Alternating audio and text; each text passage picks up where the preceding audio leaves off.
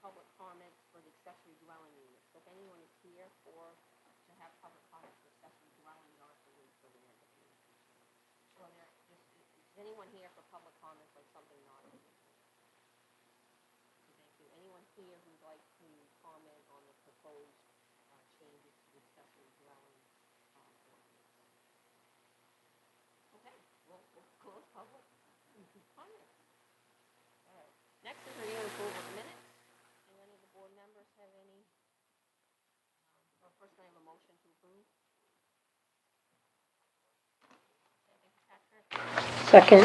Second by Jane. Is there any comments or changes that need to be made? Seeing none, I'll call the vote. Everyone in favor? Aye. Motion passes. Next on the agenda is a site plan and special use permit for a mixed-use development. This is our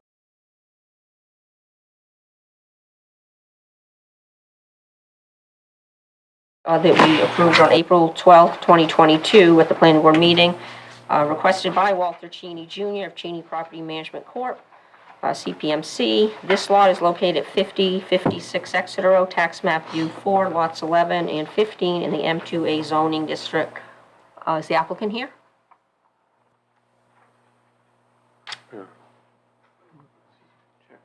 If we were to vote, I'll recuse. Yeah, but you don't have to step down. Okay. So if you just show the record that Jeff has recused himself. Thanks. I'm Mike Sievert with Horizons Engineering and here for Walter Cheney. And we are just here to do a 30-day extension. Art has advised that we do a 60-day extension or request a 60-day extension. Just to be safe, we were waiting for the final DOT permit last time I was here, which was 6 months ago. I think this is an extension upon an extension upon another extension. And the DOT has finally come through, and I do have the permit, but it was at the 11th hour. So we just couldn't get everything ready to go for plans, signatures, and stuff like that. So I think we're a lot closer than 60 days. But if you'll do 30 or 60 days, we'll take it. Okay, thank you. Anyone here from the public have any comments in regards to the extension? Any planning board members, comments or questions? Can I have a motion to grant a 60-day extension on the conditional approval dated October 7th, 2021, based upon the reasons provided by the applicant's representative? So moved. Thank you. Is there a second? Second. Okay, any further discussion? All those in favor? Aye. Motion passes. Okay, thank you. Next on the agenda. Pursuant to RSA 674:43 in Appendix B of the site plans of the municipal code of the town of Newmarket, New Hampshire, there will be a public hearing for an application for minor site plan review requested by McDonald's USA LLC and Christopher. I'm going to destroy this. I'm sorry? Alexandra, thank you. And Tina Abbott for property located at 75 Exeter Road, tax map U3, lot 135, within the B1 zoning district. The applicant seeks to purchase the property as a restaurant using the existing structure with seating for 24 to 30 people, an existing parking space area with the drive-through window used for takeout. The applicant is here. If you'd like to come forward, please. And before I actually have you speak, is the application substantially complete? Yes, based on the waivers requested, it is. Okay. And we do have 3 waivers. Yes. Okay. Yeah, my name is Chris Alexandru. I'm looking forward to buying the McDonald's for my restaurant, and I'm here to. I'm excited to be here, and we just want to keep it the same way it is. And I've been in business about 40 years, family business that is, and we just want your approval. Excuse me.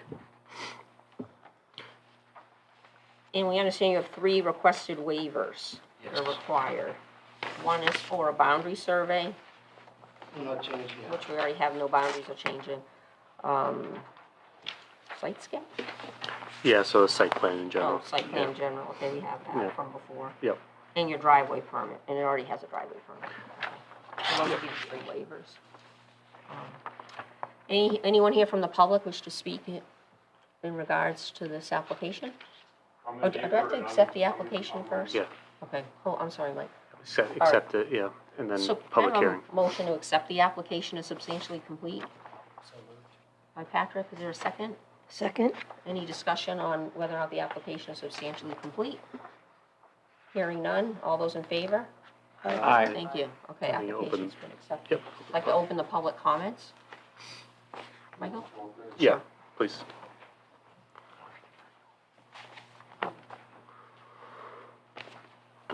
I'm Michael Pelzar, I own Kenton Pelzar Funeral and Crematory next door to this proposed project, and we're in favor of it, so I just wanted to kind of offer my support towards this Newmarket business.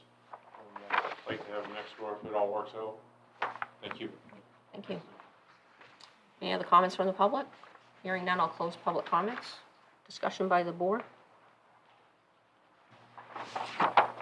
Understand there's absolutely no changes, just gonna be opened up as the same condition, no changes to site, no changes in. Correct. So just a minor update, DOT has reissued the driveway permit. Yeah, there wasn't a request for waiver for that, but recently, it's just on October 6th, it's been issued with some minor improvements, signage and whatnot. My only concern is just the status of the parking lot. Maybe it can be repaved and restriped at some point. So that would be really my only comment. I think the waivers make sense as described in the application. Mr. Alexandru is not making any improvements besides some landscaping. That's really it. And then signage on the McDonald's will be his business's sign.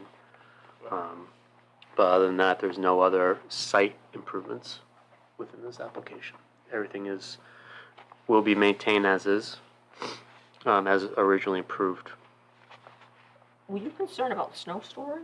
That Just- would yeah, have been just- under the original site plan, wouldn't it? Yeah, I couldn't really find in the original site plan, so I'm just curious where they put it right now. And there is a wetland buffer there that it was approved to be built within there, so I just want to make sure that if we find ourselves finding any snow in the future, that it's not overburdened and doesn't go onto other people's properties. So would your intent be to just truck it off-site? Yeah, if we have to, yeah. Yep. Yes. Any other questions for Bart? So let's, I think we should deal with the waivers first. Do you want to do them individually or just take the whole, all 3 as a group?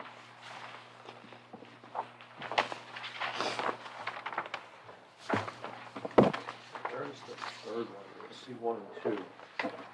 I think it was a misstatement, so it's just 2 waivers. Oh, okay. Yeah.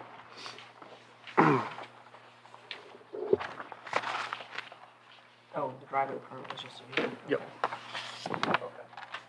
Do you want to make a motion?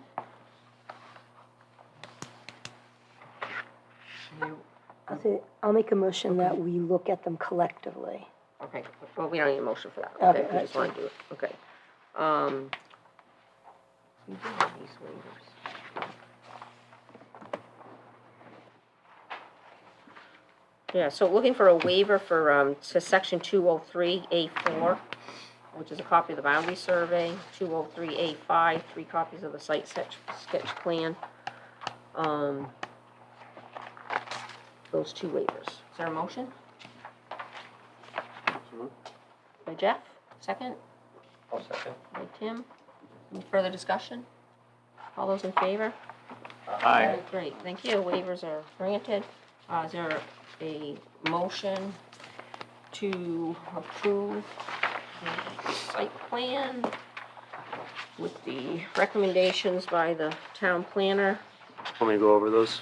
Yes, please. So the recommended conditions approval would be, 1, the applicant shall surface and restripe the parking lot to its original approved configuration within 1 year of this approval. 2, the applicant shall truck off all excess snow from the property in the instance property reaches capacity for its storage. And 3, applicant shall meet all applicable state conditions of approval prior to the issuance of certificate of occupancy. Which code enforcement would have anyway, right? Correct. Well, at the time, I was waiting for DOT, Okay. but that's been satisfied. So Yeah. what determines excess snow though?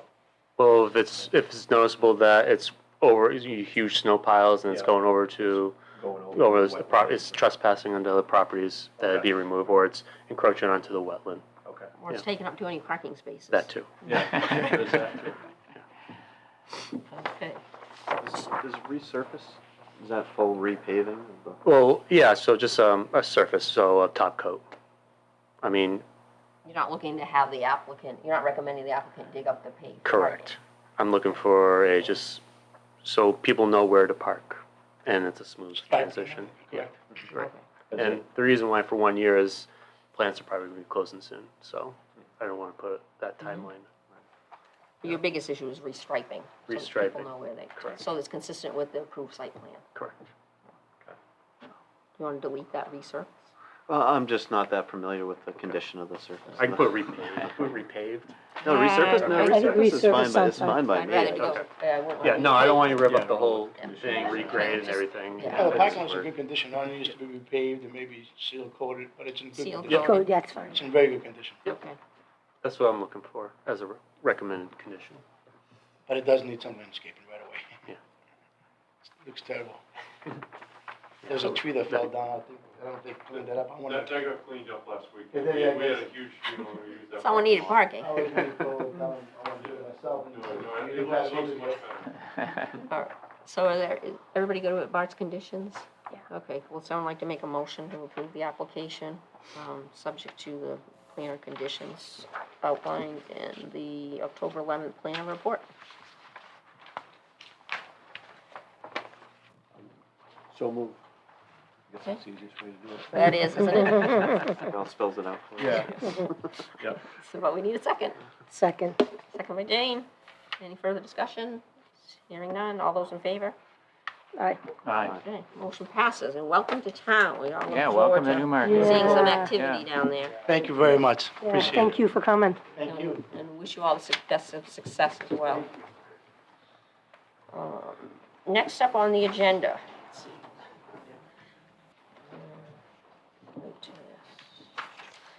Pursuant to RSA 674:35 and 676, colon, 441D in Appendix A, subdivision of the municipal code of the town of Newmarket, New Hampshire, there will be a public hearing for an application for minor subdivision requested by the Littlefield Family Trust of 2020, Denise Littlefield, for the property located at 161 New Road, tax map R3, lot 44, within the R1 zoning district. The proposed application seeks to subdivide a lot containing 3.533 acres from a parcel consisting of 89.073 acres. Applicant is here, or represented. You're welcome. Thank you. Bob Stoll at Tritic Engineering, principal in Dover. The Littlefields are here as well. Denise Welcome. and her husband are here, and certainly can answer questions relative to the non-surveying related issues. Okay. This is a subdivision to facilitate a transfer of the existing residence to a family member. I'm sorry, could I ask you just to speak up a little bit? I apologize. Oh, and you want to put the mic up? Yeah. Thank you. Thank you. We're doing this to facilitate the sale to a family member, and that's really what this is all about. We had looked at this a number of years ago with the Littlefields, and it's finally come to fruition here. And so it's a 3.5 acre lot. It's got the required 200 feet of frontage. You can see on the sheets, we have mapped the wetlands as well as the very poorly drained soil. The note on the plan mentioned the wetlands were mapped in 2015. That was when we had done some initial work. Where we can't count the very poorly at all, that was done this fall with the test pit data that the same soil scientist, Mike Mariano, Soils came out and did the test pit log for us and mapped the very poorly drained soils. I know there's some concern about it being a little older, but he didn't notice anything that alarmed him when he was out doing the very poorly drained that it didn't, that raised cause to have it remapped. So we do have a little formula there on note 14 that does show that we've taken out the appropriate areas from the gross area, and we still have adequate area to fill the minimum lot size. We are requesting one waiver, and that is relative to the remaining 85 acres, is that we have requested a waiver to provide full survey data for that. And again, just the expense of that and the amount of information that's available these days on GIS, it's clear that it's got adequate frontage, it's got adequate buildable land without going through the expense of providing a full survey. That's really the gist of it. Be happy to answer questions that the board has. Is the application substantially complete? Yes, based on the waivers requested. Okay, and there's only the one waiver request? Or, yes, the boundary survey, the entire property. Can I have a motion to accept the application as substantially complete? So moved. And a second? Second. Any discussion on the application completeness? Hearing none. Call the vote. All those in favor? Aye. Okay. Comment? Yep. Is there anyone here from the public that would like to speak regarding this application or have any questions? Everybody knows it. Okay, great. Okay, I will close the public comments. Discussions by the board. Questions? One question that I would have would be who owns the power poles leading to the residence? Yeah, that's an existing power line that goes in. It will traverse a portion of the parent parcel, which we've labeled as remain as lot 44.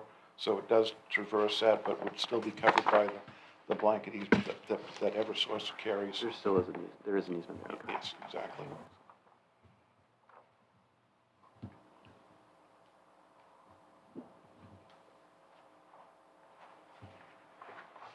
Are you concerned, Jeff, that an easement doesn't show on the plan? No, not necessarily. Okay, good. It would be good to see it listed. The deed to 44-1 will be encumbered by the blanket easement to Eversource, so that would show up in the draft deed as it comes through.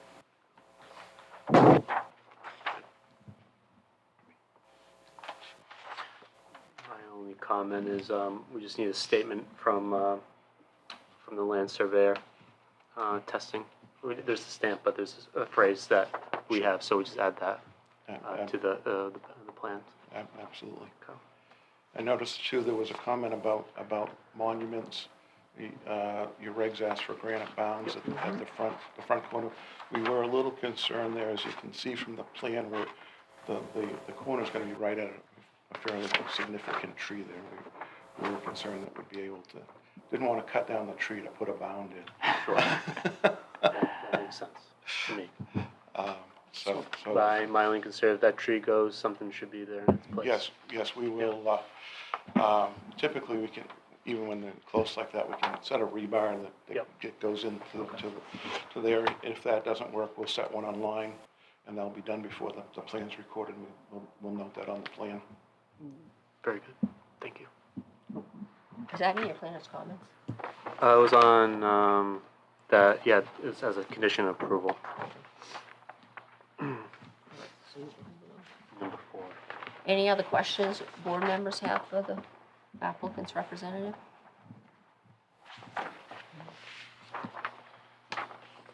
One question came up in regards to lot numbering. Because we want to make sure this doesn't trigger for the applicant any impact fees. Because you're creating a new lot. So, yeah, we weren't sure which way to go with that, and I know that Bart's memo mentioned to check with the assessor on that. Typically, we do the parent number with the house, Right, but where this was such a big lot, we left it with the bigger lot, but either way, we can adjust accordingly. so let's just, I think that we should put in the motion that the newly created lot is not subject to impact fees. I think that'd be in the Can we do it spirit, that way? spirit of the impact fee. Yeah, the ordinance. house has been there forever. Yeah.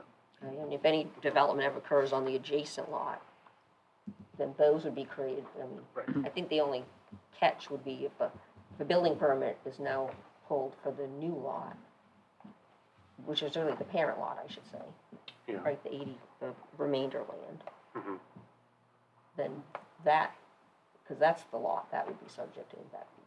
Right, I think the spirit is, whatever existing should not be forced to pay the impact fee. So Right. any new development coming out of that or the parent parcel, the original parcel, would be subject Yeah, because I don't want them to be getting a impact fee bill.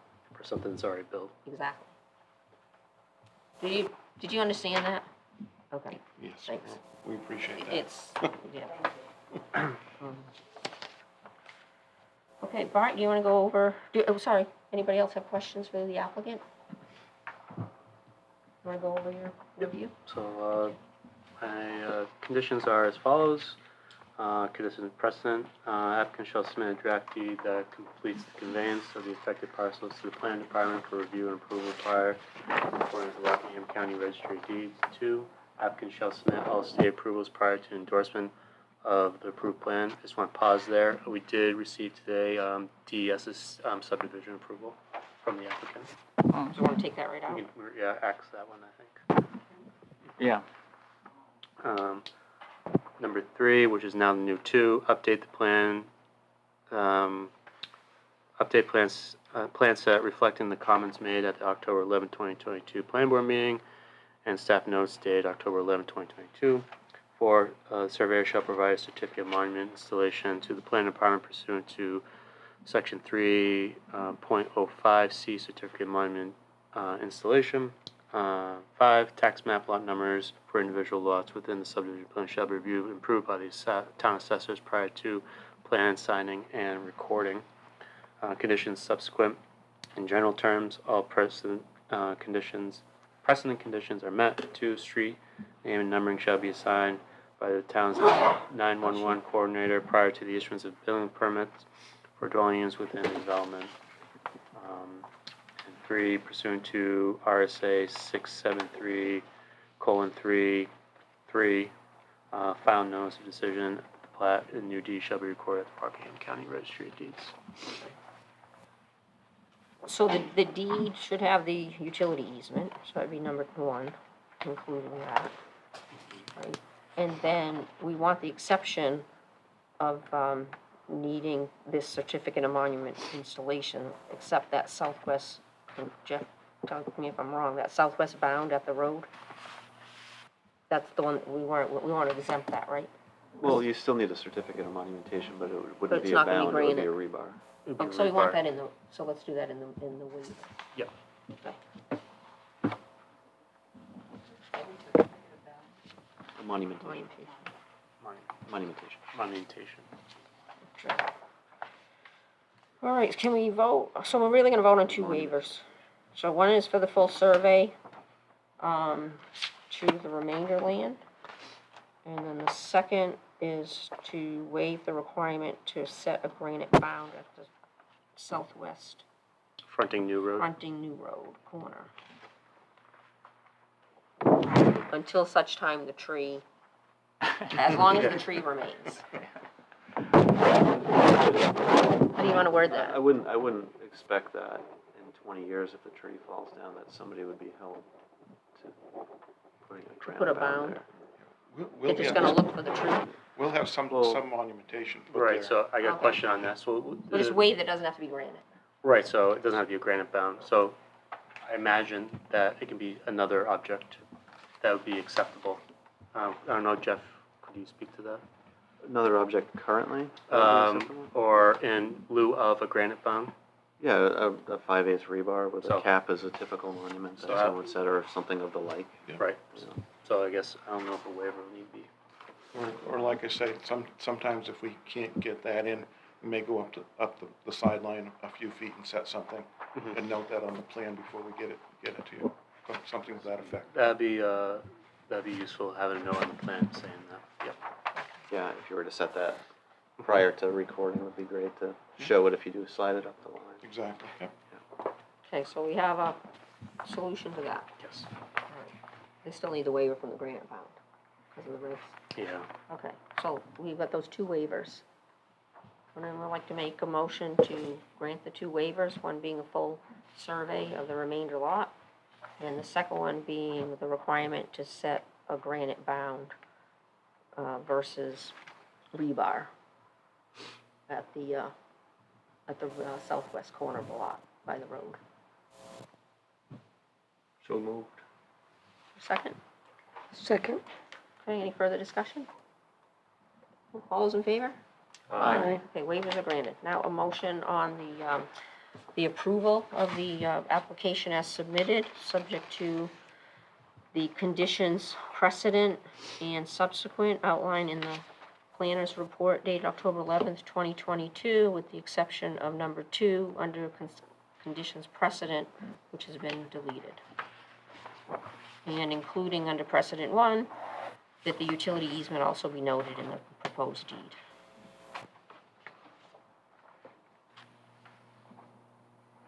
Is there a motion? What? Please, Sorry. no. There was some other discussion that I actually just noticed that I was gonna mention. I'm not sure if we're able to request is that the Yeah, no motion made yet. where the well is located is, I forget what the setback is, but it's not listed, It's the existing well? yeah, Existing well? Oh, doesn't have, meet the radius? it's 25 feet from the sideline. I think it was a Do- new.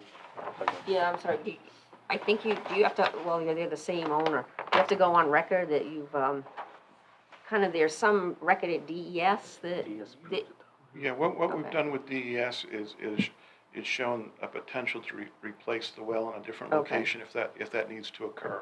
because it's the well radius you're referring to? Yeah, because it will exceed the sideline setback on the other side. Exactly. Yeah. Somebody could put a septic within that radius on the other, Right, that's why I was saying there's often There's there are some- easements granted. Right. thing you can sign to Yes. release that. So that was the discussion we had prior to the approval by Okay. DES, is that there is adequate space. We demonstrated Yeah. that to them to have a replacement well should there be a septic that has to go right in there. Okay, all right, excellent. I don't think we require it under our regulation. No, it's well concern, I setback. wanted to just bring up. Hadn't You were noticed just until- concerned for the applicant. For the applicant or someone down the road. Someone next door puts a septic over there in their well Yes, radius. exactly. Yeah. The high point. on the way down. A tough And, spot for some. and for my benefit, what was number 3? I think I missed that while you were talking through. Oh, it's just any comments made, at this meeting and within these notes that they're I got you.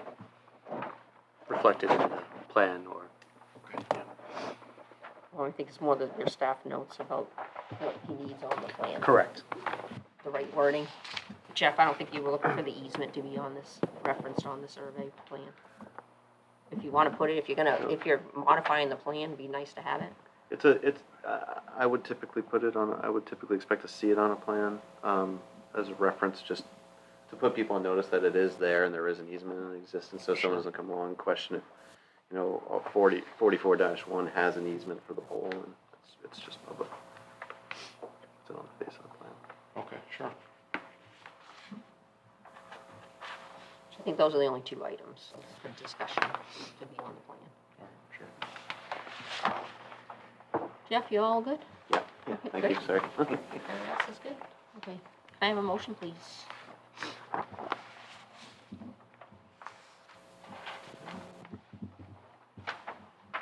Make a motion that we approve the application for subdivision, Littlefield Family Irrevocable Trust, subject to conditions precedent, conditions subsequent, As modified? as modified. Thank you. Is there a second? Second. I don't know who you got on that one, Sue. The tie. I'm willing to step down. Okay. Any further discussion? Okay. All those in favor? Aye. Thank you.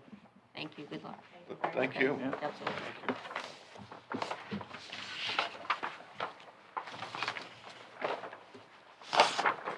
Okay, next on the agenda.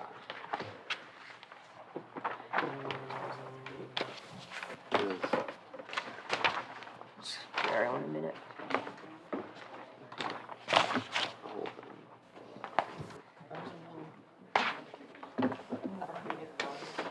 Yeah.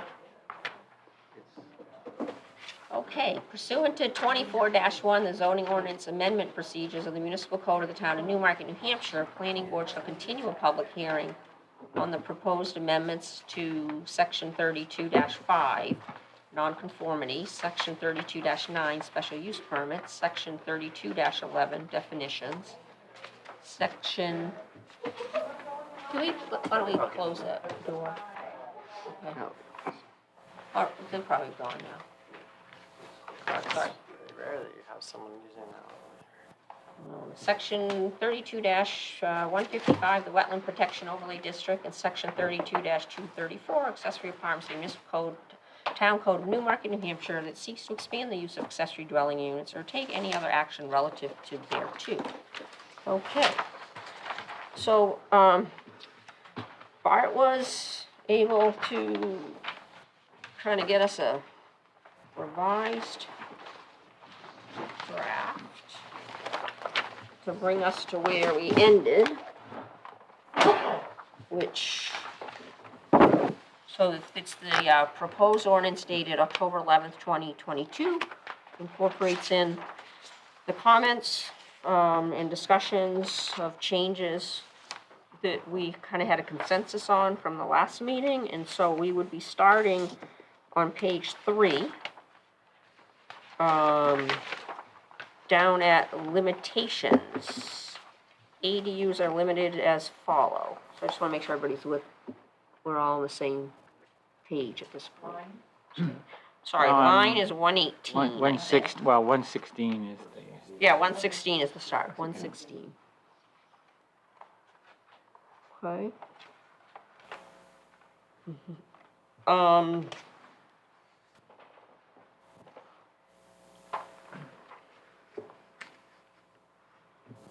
So do you want to jump right in and get, so that we can get Bart's feedback of where the board is relative to, do we support 2 ADUs on a property? Do we not as a board?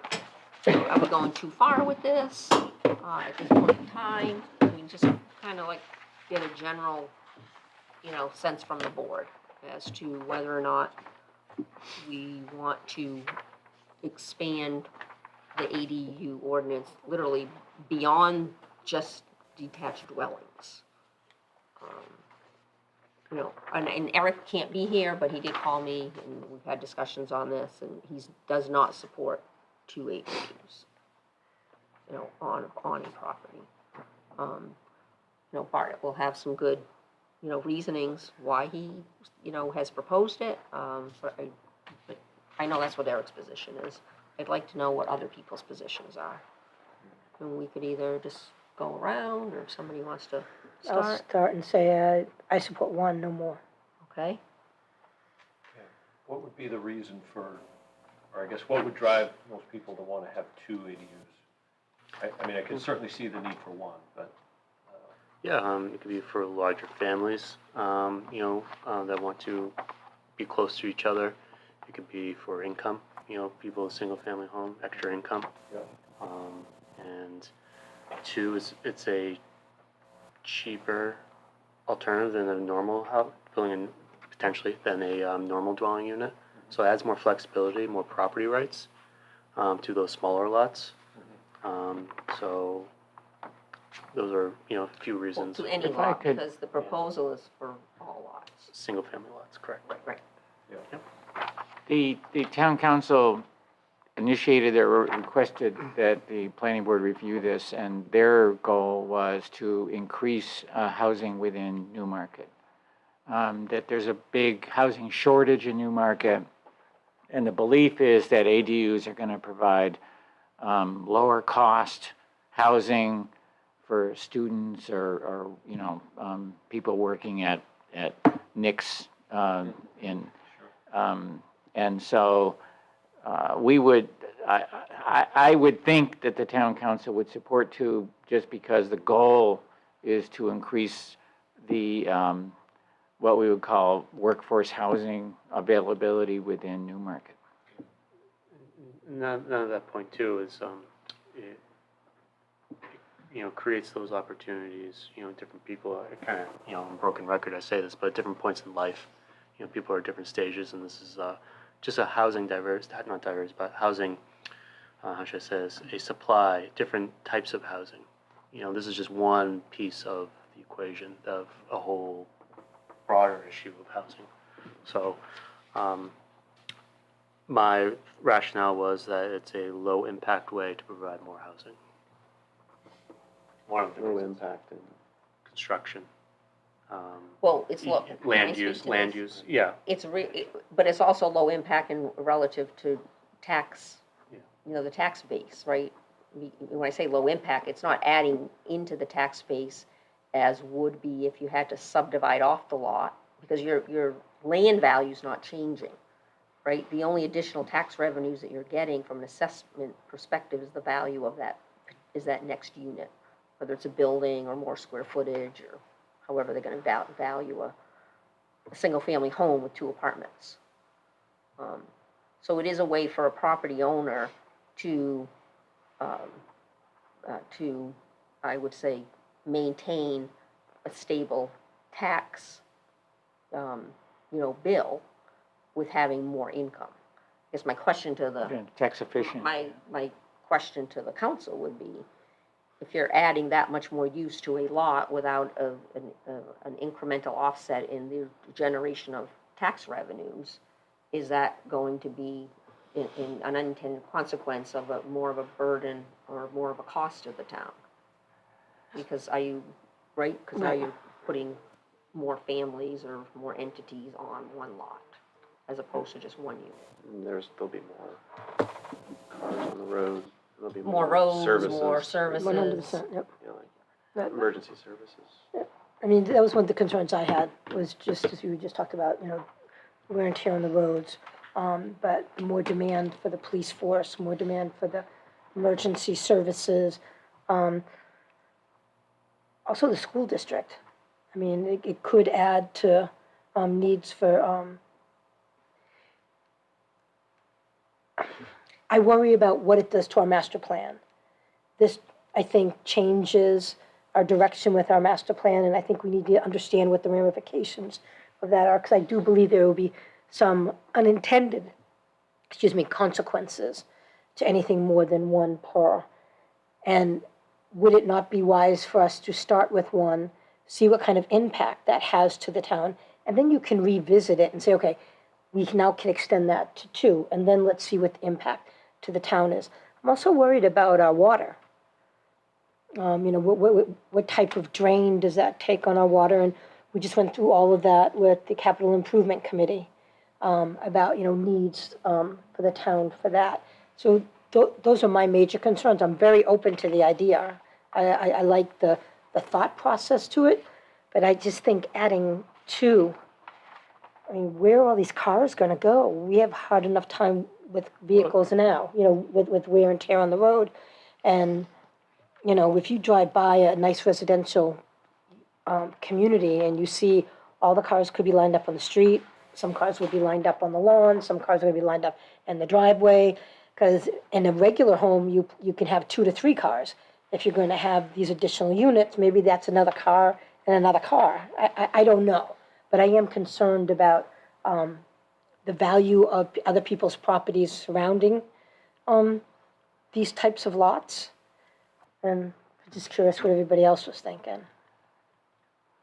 Let's go. Tim, any thoughts? Yeah, I think some of the concerns would be dealt with by the regulation, right? Like minimum parking spaces would be, 2 minimum parking spaces would be required. So then if the lot, say it was an in-town lot that didn't have suitable space to allow for 2, then you would be denied going for that ADU, right? Oh, well, Can I interject here? Yeah. Yeah, It would give you cause to go to the zoning board to get Exactly. relief because the specifics of your lot don't allow any space to do the two. So you Okay. gotta be careful, because we can adopt an ordinance that somebody can just go to the zoning board and get relief. There's Okay. there's nothing preventing somebody and get relief from a part of the ordinance. Okay. So I guess that would be more my concern, that, you know, you could have a zoning board that says, yeah, okay, well, you don't have space to do 2 more parking spaces. You know, so I'm gonna grant you relief to that, then where do they go? And that would be my concern about things in the ordinance that we say are protected under the ordinance, but they're really not 100%. Okay. Because anyone has the right to go to the zoning board and basically plead their case that, you know, my lot, because of its configuration or its size, doesn't give me the ability to do the same thing that maybe the abutter does, because their lot is a little bigger, or it has, you know, less developed area on it. So it makes that lot unique. That would be my, you know, just Okay. from that perspective. Yeah, it's a good clarification. Do you know how many lots in town there are that are single, that you could put an ADU on? The total number of lots? It's around 1,700 lots. 1,700. How many, As proposed, Yeah. yes. how many attached ADUs are there?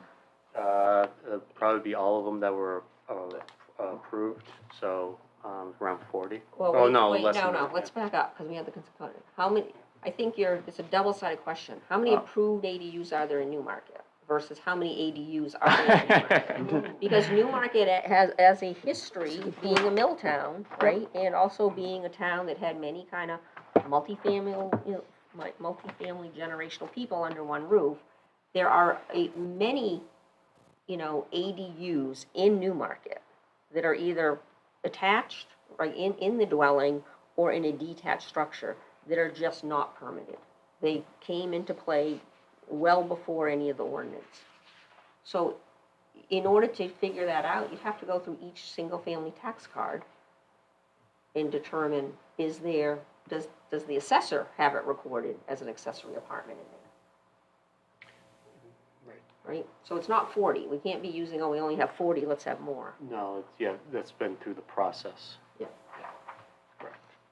But your question was how many we had. How many lots? How many lots, and yours Yeah. was how many we had. Yeah, because I was thinking of if you triple the density Correct. on how many lots you're gonna triple is there potential to triple the density on? Did you say 1,700? Around single family? 1,750 throughout the whole town. Well, we don't know how many of those subdivisions, those more recent subdivisions, have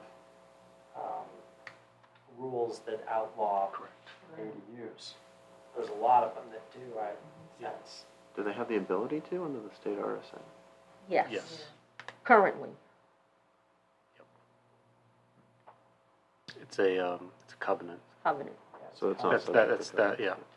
So 1,700 might not be 17. It might not be that actually have the potential to have an ADU put on it. Correct. Even if Well, it's. but I would, yeah, if it's 200, I don't think it's more than that. You know, that would have that covenant. Right. I mean, just thinking of a lot of single-family covenants, like a Lady Slipper Drive, for instance, or something, you know, they're not restricted to having an ADU in their covenants. I don't believe, I've never seen that in there. I don't know. 'Cause they but were it a was lot of while ago. Well, so right, I've been they thinking were, about it. it was back in the 80s when the lots were created, you know, or subdivisions where lots were created, but they didn't have the deed restrictions on them. Certainly, you know, Moody Point did not have those restrictions, but homeowner associations have been adding the covenants. Obviously, Rockingham Green, that's a newer one. I don't believe you can have an ADU, but I'd have to look at there. So we might be assuming that newer subdivisions have the covenants. You know, any new lots that were created in the past, say, 5 or 10 years have the covenant, but I wouldn't hold my, you know, license to that. Or if it's not covenants in the homeowner association condominium documents, and that can be removed too. Yeah, Through even any through a vote. covenants, yeah. Yeah. You wouldn't have an ADU in a condo unless, I mean, you could have a condominium with a single-family house is a condo, right? And then can they have an ADU? Because you're condominiumizing the land. But if it's a condo as in the traditional sense of a multifamily, multi-unit building, you wouldn't, I think the condo would restrict that. But I mean, you're bringing up good points as far as, where's the data behind of what we really have now, Or potential impact. or potential impact, If, once you know that. if there's one of these built on 800 or half these lots with 2 people living in each one, that's a lot of people. It's like 1,700 people. Not saying it's a bad thing. It's just something. I think Yeah, to and you consider. can't restrict occupancy, that's Right. a violation of fair housing. I mean, Yeah. unless you can restrict it by you have a septic system and it only supports, X number of bedrooms. Well, that's what you're gonna find too, But you can't restrict, even if you have that, who lives there. You could say 2 occupants, but it could be a parent and a child, school-age child, So if I had 50 acres with a single-family home on it, and I wanted to put a detached on the property, and I wanted to put it 1,000 feet from my house down the road, be just like you could do it if the ordinance allowed you to, and you just need a driveway permit and whatnot.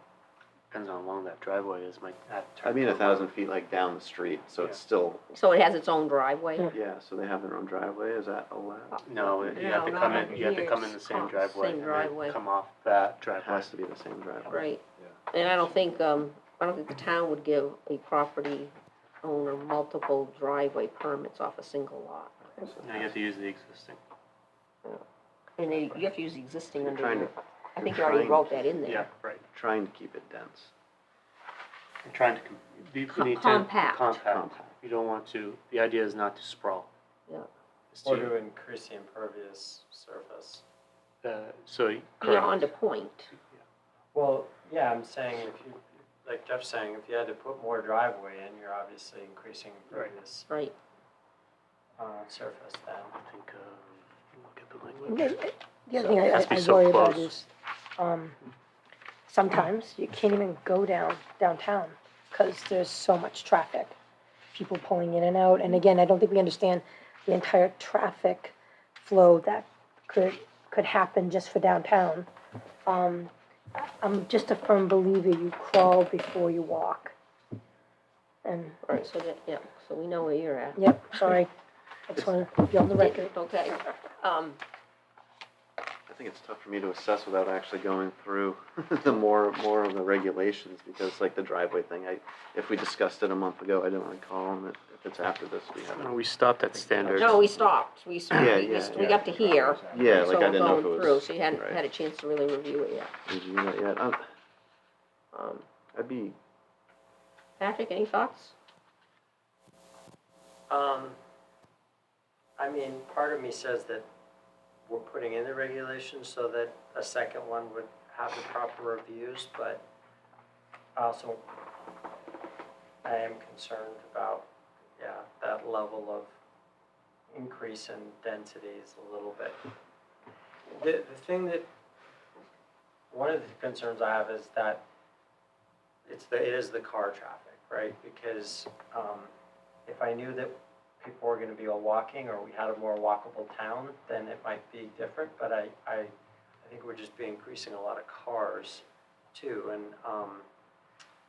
so I guess I would feel more comfortable with one. I like the idea of it. I think it is worthy in terms of what the town council is pursuing in terms of increasing the housing stock. I do feel like there's a reasoning that's good, but I just, I feel like we have to be careful, because there has been times in the past where, I think the thought when a lot of apartments were built in town was that was just gonna be single people living in those apartments and not families, and then it turned out there was a lot of families, and there were a lot more kids in the school than we had thought there were going to be. So I think we should assume that those people could be families, that we can't know who will end up living in those places. places, so one is probably easier to deal with at this point.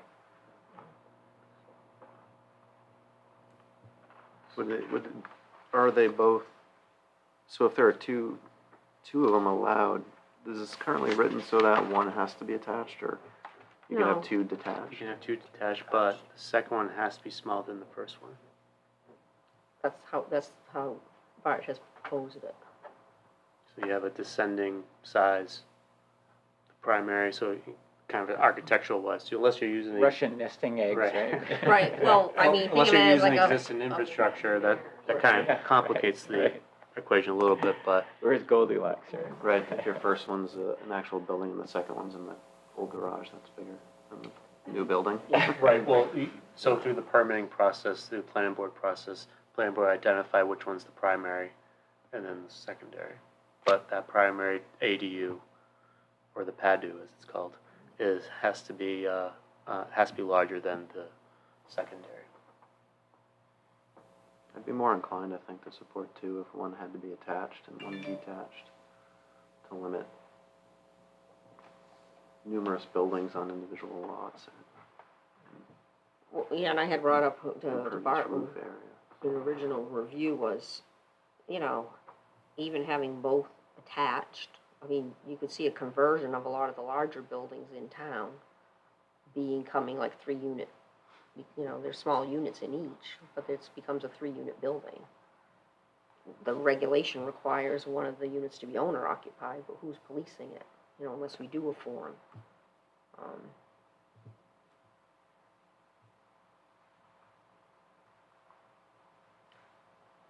So I think what I'm hearing though is there are 4 members that are not supporting 2 units. And other members are maybe Yeah, if it was changed. I'm on the fence right now. I think some of Jane's arguments were winning me over. Some of it being, I like the analogy that you should walk before you run, right? And I think there is a potential to right? I mean, we do want to provide that workforce housing, but at the same time, if we flood the market with too much workforce housing all at once, and then, you know, supply and demand, so then the housing prices crash, so then people who just put an investment out maybe aren't gonna make as much as they thought they were, so, I think there is some benefit in taking our time to come up with a reasonable plan. Well, the way this is written, does it allow a detached and a detached? Yeah, so that's actually, I think, sounds like a good compromise, right? Just because, I mean, if part of the goal is that, you know, oh, well, family can live there too, and, you know, and other people, workforce housing, I don't know what the typical occupancy of workforce housing is, if it's families or if it's single people or couples or whatnot. But I think it more encourages the family unit that we're discussing, you know, prior to occupying the house and the accessory dwelling unit. And then if you do a detached, I don't know, I feel like that would be more of a rental type situation. Well, I think unfortunately, You can't control and you don't know what's gonna happen, but. so, and I think it's unfortunate that the legislature didn't really weigh in on this, in that they specifically, under the statute, one of the units has to be owner occupied, doesn't matter which one, right? Where before, our Newmarket ordinance was the larger unit had to be owner occupied, and the smaller one was non-owner occupied. The statute changed that. The statute didn't premise multiple units are having, okay, do 2 of the units, does one have to be owner occupied and the other one, you know, occupied by a related party?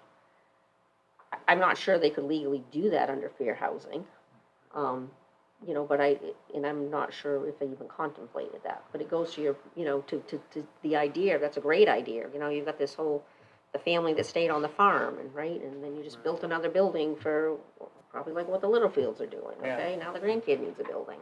So it's like, let's, you know, they're carving off a piece of the property. I think you're definitely gonna have more traffic, you're gonna have more people, I think relative to being abutters to someone that's gonna have a 2-unit, if it's, if it's not, the 10 acres out in the woods that nobody sees?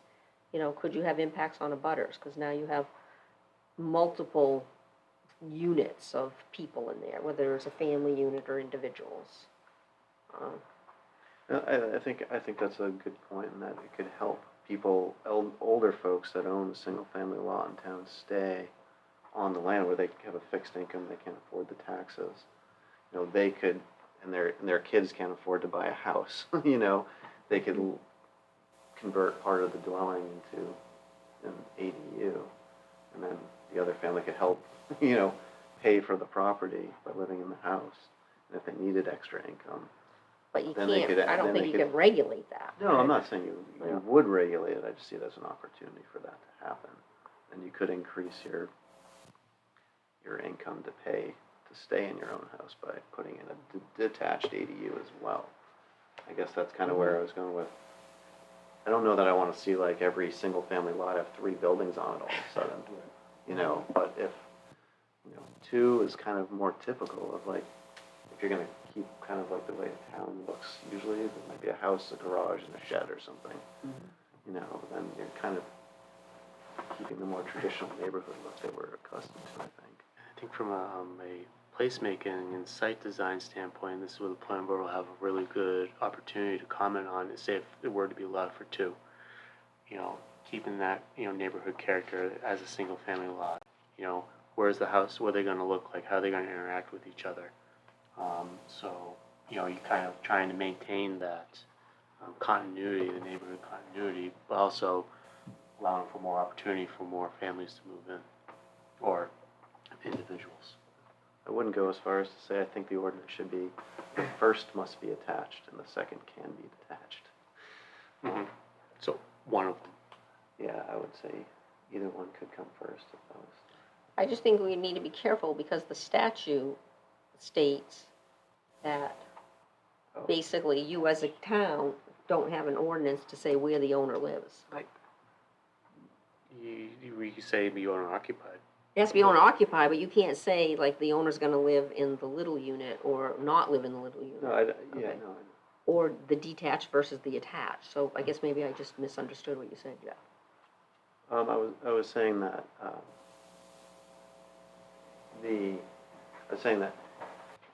I wouldn't go as far, where I was saying I'm okay with it, I think I would be okay with an attached ADU and a detached, but not two detached. But I wouldn't go as far as to say that attached must be the first constructed on the property. I see. Because I could see that being. You do it later. You're like gonna that- finish your like, basement later. That would be more of a compromise to me, to the folks that don't want to see 2. Like if you want to put an ADU on your property, the first that you install must be attached to your dwelling, and the second can be detached. I think that would probably cut down, if you're worried about over densifying an area, I think forcing attachment would lower the numbers. Just personally, I think more people would be inclined to have it detached. That's just my perspective from not living downtown, Right. So I just want to understand, so you're saying like if I come in and I get my detached unit, right? I don't need to come through planning board, right, if the ordinance is adopted, I'm just coming in, I'm pulling a permit, and I'm either redoing like a space over my garage, or I'm building a whole new structure that meets, the regulation for my detached. And then, I'm renting that out, and then, 5 years from now, I come back and I want to finish off the basement, or over my attached garage into another ADU. Or I want to add on to my house to create the second ADU. So I guess I didn't understand, I wasn't understanding kind of where you were thinking as far as somebody coming back, or what needed to be done first. If you could, I think that if you were to say the first ADU on your property must be attached, I think that you would get less ADU applications, or less ADU installed or built, or I could be wrong.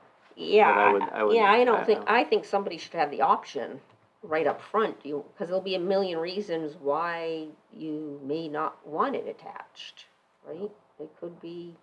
Yeah, a lot more people have garages than Yeah. have Or yeah, that they no. want to because they don't want the tenant in their house, or the mother doesn't Right. wanna live with the kids, I want my own little house, Yeah, right. right? No, I'm no, giving I the don't, kids the I house. don't disagree. I was just Right. throwing out some methods of compromise for folks that don't wanna see two Yeah. on a lot. And that you could limit the numbers of people that actually do it in general. By saying you have to do it in your house first. Yeah. That's too limiting, I But, think. yeah, and I Yeah, think would it- it, I mean, would I it think be it any goes different against than what if the you- town's trying to do, create more housing. Yeah. Would it be any different than if you just said, if you have two, one has to be attached, one detached? Doesn't matter necessarily what order you put them in. The end result is still the same. Which I don't mind, but as long as attached must be in the, attached to the dwelling unit, it can't just be an existing structure, right? But Like an attached garage? Attached garage above it, is that attached or detached? Attached. That's attached, because it's bordering. Physically attached. Yes, physically attached. Basement over the garage, do an addition. Those are kind of your three options. Or an attic space, yeah. So, quick question. Or So cut the house in, 75%, 25%, whatever. what's the town council's goal? The town council's goal was to increase affordable housing in Newmarket. Okay. So by expanding the stock of housing and type of housing. Right, and we thought that since we already had attached ADUs, and several communities in the area allow detached ADUs, we thought if Newmarket then allowed detached ADUs, it would increase the availability of housing. Because landowners would be more inclined to want to build a detached or convert a detached building, right, into an ADU. Yeah, I would think As so. opposed to having somebody, renting a portion of their house. Yeah. And how much of an impact is the town council willing to accept to the services provided by the town to achieve this goal? Well, I don't know, you'd have to do an analysis. Like Val said, you're still gonna be paying taxes on the value of the house, right? Mhm. So it isn't like a freebie that you're getting this house without any contribution to the town. Mhm. It's And- the incremental, though, I think is just, It's less, yes. Mhm. Right. maybe not enough to offset the cost. That's my point. So how much is the town willing to allow taxes to go up? And I always keep going back to the master plan and the capital improvement committee. How do you make all that work? Well, I guess because, okay. Well, it's just have some reality on it, right? So let's That's my say you point. do 700 or 750 square foot ADU, over your garage, let's say, okay? The value of that property from an assessment point of view is probably not changing much, minimal. Let's say you build a 750 square foot detached building and you do an ADU. Maybe the value of that is $150,000. So the revenue generated from that at $25, per thousand, we're going to be getting another 25, maybe $3,500, $4,000. So your question is, okay, well, if I've got a family living in that, That's my is point. it costing the town more than the $5,000 that it's getting? Yeah, I don't know. So we believe that the kind of the global goal is a revitalized downtown. As you know, we had a McDonald's that sat empty for like 5 years, right? I mean, we can't even, as a town, support a McDonald's, which is, there's somebody who's on me. I did my best to support that, No, just so you know. that's not. Every no, breakfast was No, there. let me speak to that Wait a as minute, a wait a townie. minute. No, as a townie. A You're not gonna have any fast food restaurant. Yeah. Subway, you know what Subway I'm- moved you know out, what I'm saying. I mean, it's So, just not what the town supports. I know somebody that owns a house right on Main Street, has a restaurant, you know who he is. He recently tried to refinance his building, and the bank told him that they're reducing the value of his building. Because they said commercial real estate in Newmarket is in surplus. There's too much of it, And so they're degrading the prices, even though residential are going up, right? And so our belief is if you get more people in Newmarket, they'll go downtown more, they'll buy more stuff, they'll go to more restaurants, they'll do the kinds of things that people do, and that will be a revitalization of the town. But we don't have any vacant storefronts. That's my point, yeah. We have no Everything's vacant occupied. storefronts in town. Okay, the Soon they have none. bank did an analysis, and the bank said, That's one bank, right? I mean, to Well, Bill's no, point. commercial properties, it's like, yes, commercial properties are, for the most part, unless you're like at Pease or, in some buildings in Portsmouth, will typically have a lower value Yep. than a residential property. No, and you yeah, but know. this is a decrease in value, not, the value might be lower, but it's now even lower than that. But it's all driven by what someone is leasing space for per square foot. That's how they're valuing commercial property.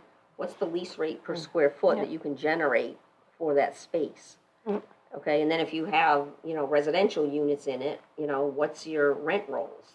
It's all income generated. That's how they appraise or assess a property. So I can definitely see, because of the type of storefronts that we do have and the ages of the buildings downtown, that people are not gonna be paying, $200 a square foot for retail space in downtown Newmarket.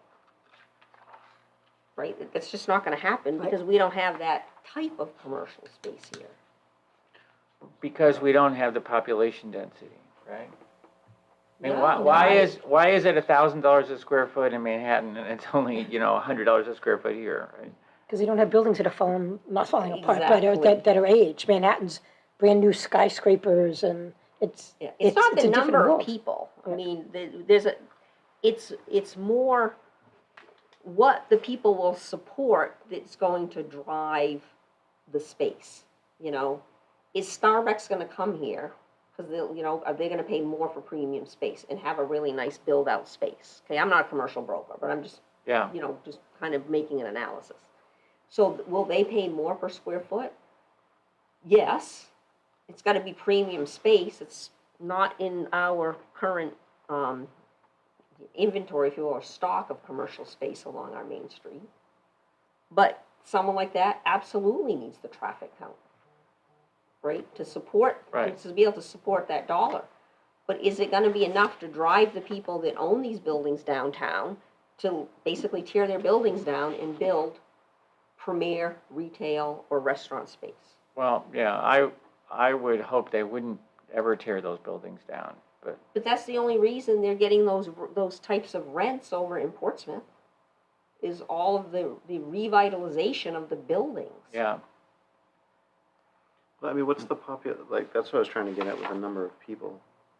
I mean, do they have an idea of the number of people they think it'll take to do that? Because, I mean, Well, is it a 10% increase in our population? it's, 20%? the idea is, what could the town council or the planning board do to get a bigger diversity of residents, to get, more people? I mean, how could we improve the housing situation, right? Both in terms of quantity and variety, right? There isn't a whole lot that we can do. Well, How much has and the I would town disagree with that. population changed Okay. since, Yeah. let's say, like, I first moved here in 1996, and I think there were a lot less people in town. Well, then. we just hit over 10,000 with the last census, because that puts us up into the different category for grants, right? And I think maybe when I moved here it was in the 6,000. That would make sense, okay? So we've had definitely a huge population boom in town, in 25 years. and we've had a decrease of undergraduate students tremendously, because they've got their housing stock is student housing over in Durham. So they're predominantly not living in Newmarket. Obviously, Coast is, not coming Right. through. Wildcat. Because they don't, Wildcat Transit, because you don't have the day students anymore. Right. Right? So I think the population has grown, but it has also changed. So if you really want to look at increasing the diversity and the amount of housing in Newmarket, it's really not, ADU is one component of that, because Right. it does give a small micro kind of unit to one or two people or a single, you know, I say one or two people, whether it's a couple starting out or maybe a grad student or professor or, you know, a nurse that is here, you know, for, you know, some length of term or somebody just starting out. It gives that diversity. Yeah. But if you really want to expand housing, we should be looking at all our other zones. I mean, the R2 zone, as an instance, was always a transitional zone, and it would allow duplexes in an R2. Now I think it's only R3 that has duplexes. So you go from R3 with a duplex to R2 none, R1 none. There's no transition. Because that was taken out because at the time, the town did not want to have more housing. They didn't more multi-housing, or what they perceive as multifamily. So if you're looking to really give an expansion of types of housing, because now a duplex housing is a bigger kind of unit, I think you would look at all our different zones as to, in where the zoning overlays are, where we want the development to occur, to get more people downtown that maybe don't need a car to get there. I Well, think it's I a don't know bigger what, picture. yeah, I don't know, I only hear about it like you guys do, well, like once a year, but we have this zone, like this north zone, west zone, what they're called? The gateways. Gateways, yeah, we have this gateways, and supposedly we have people working on it. I don't know if we do or not. me. Okay. So just to let you know, we had a gateway presentation 2 years ago, and we had a gateway presentation last year, and it was the exact, Same. it wasn't similar. It was. It was the exact number of PowerPoint slides, So I guess, I mean, I And- can speak to that. yeah. So, but Well, I at think the that- gateway, my understanding is the gateway is the mechanism by which we see driving those kind of issues. I think the gateway is all about expanding the downtown in both directions. So that we have, I mean, this is great that finally something else is going to McDonald's, right? Yeah, But expanding the commercial space in both directions, and the only way to financially support that is to also allow these to be mixed-use buildings, because a developer can't get financing on just a commercial space. The money, the rents generated from the commercial space don't support building the building. yeah. Okay. I think the other thing about diversity of housing and more housing, we've approved a few projects that are gonna bring on a fairly substantial amount of new apartments in town, and at different price points. Yep. Right?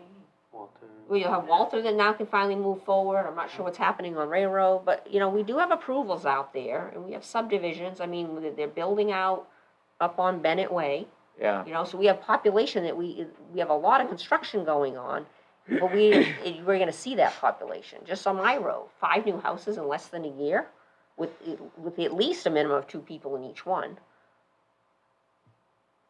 You know, I mean, we definitely have housing stock increasing in town, and in different types of housing. And it's taking up more land.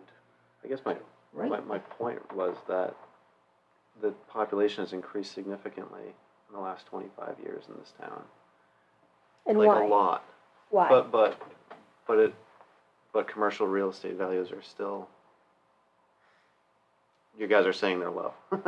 I guess, so if you increase residential another 25%, is, you know, population, is that gonna be the 25% that drives commercial space values higher?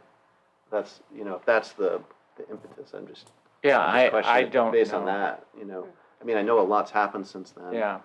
You know, So we thought the ADU was an incremental approach that would create diversity of housing, you know, gets the young professors or whatever an opportunity to come to Newmarket, and would, you know, increase the housing for the town. And I think it's a piece of the pie, right? Oh, absolutely. Single No one's, families, ADUs, apartments, you know, condos, everything. So Phil, you had mentioned that you're a townie, right? I You am, say that proudly. very much so. Good, I hope so. So you tell me, in the last 25 years, what have we done right in Newmarket to have gone from 6,000 to 10,000? What have we I done mean, right? selfishly, I'll say the whole downtown TIF district, to get that Yep. redeveloped through the NCDC in the town. I mean, Yep. and what we did right, we did something different than like Exeter did. We put all utilities underground. That was huge. We created this visual, welcoming perspective. The other thing I think we did right is we've attracted businesses that want to be here that aren't the major chains, right? And they're just the mom and pop. And we've also given people here in town reason to stay in town, the ability to stay in town, and have businesses in town that can be supported here. So I think those are the things. Redevelopment of the mills, huge, right? Bryant Rock downtown, the whole TIF, the funds coming in from that. I mean, the TIF bond, I'm not sure if it's actually paid off because you have to pay it off the total number of Right. years. But the funds coming in from that redevelopment, I'm not sure how many kids in the school. Mhm. Very few, if any, is I huge. saw 4 at the bus stop today up top of the hill. There you go, okay? Yeah, but where are they really coming from? The Mills or Lincoln? They're on the Lincoln? mill side. Okay. Yeah, right All across right, from so there we go. Newberry But Farms. I How think fun it's the is that? downtown that attracts everybody, and it's the Right. It's the- downtown. That's what we And done not right. having destroyed the downtown is a key That's feature. my point. But if you think about what Val just said, Yeah. and what you had talked about before about someone with a bank and a restaurant and, Yeah. blah, blah, blah. It doesn't match up, right? The value of what, and I'll just say Val's created and everybody else has created downtown makes us a destination now, right? I want to make sure that we keep the destination and not lose that. And I think that everything we've been talking about makes sense. And I just wanted to try to kind of loop that all back together, because Val, I agree with you. I mean, I've only been here 16 years, and I'm not a townie, but I consider my heart I am. But I would tell you that downtown, with the nice little boutique atmosphere, and the nice tables outside, and people having their coffee, and the exchange, and people going over to the art gallery, and, doing all that, that's what makes Newmarket. That's what makes us different than anybody else.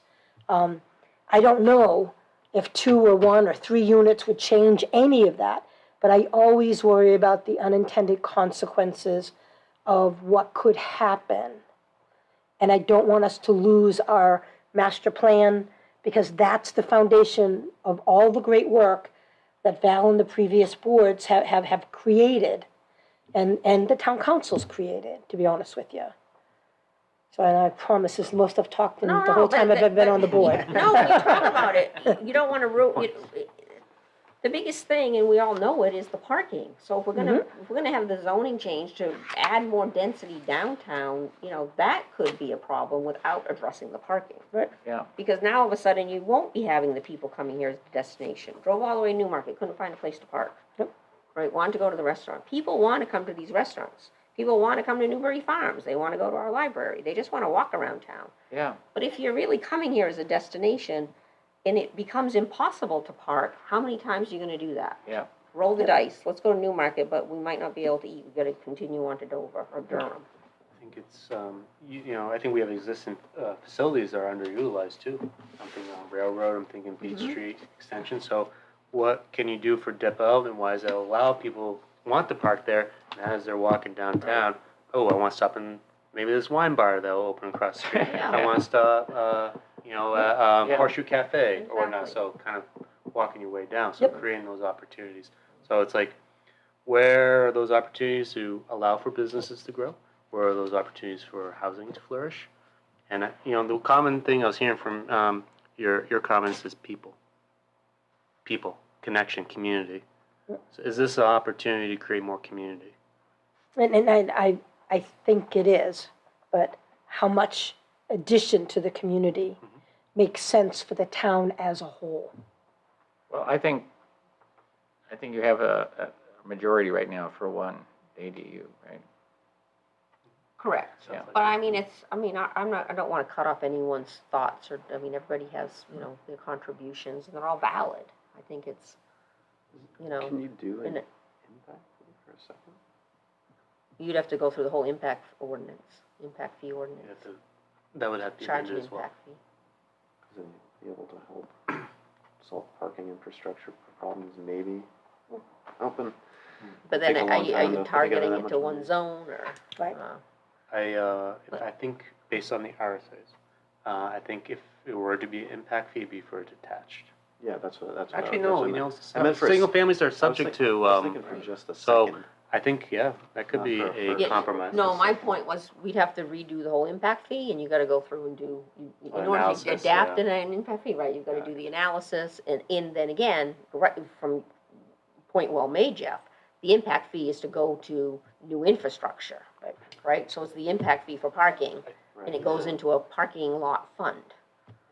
I mean, we could start adopting as people come before us, and then we're keeping, they're using the off-site parking, there are other alternatives to pay into a fund. We've never had anybody pay into a fund. I think the way also water and sewer is going to a connection, so they're moving away from impact fees if it were to be adopted. Yeah, they've Yeah, so eliminated. it would just impact be fees, yeah. schools and police. Public You know, safety.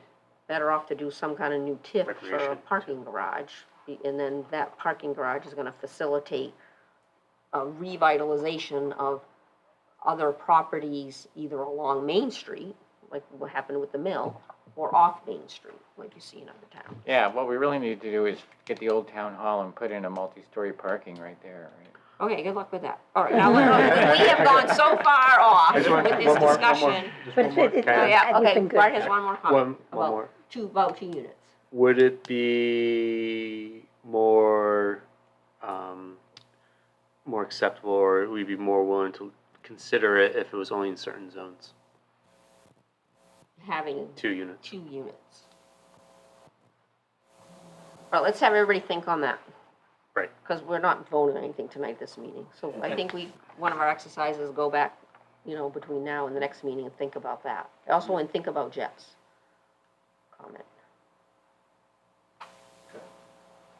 So we'll skip over D1. No, we're No, going we're through still this. going. Yeah, I'm just saying, let's table the D1, no greater than. We'll come back to that. And then I think under, so these are limitations. And you have, so the permitting process. All right. Okay, well, is everybody good with, the first section of that, right? Needs a building permit, okay? Then, so the next one, we're just gonna hold. The retirement of ADUs, I think, any comments about that? That's, I'm on G, page, line 129. No comments?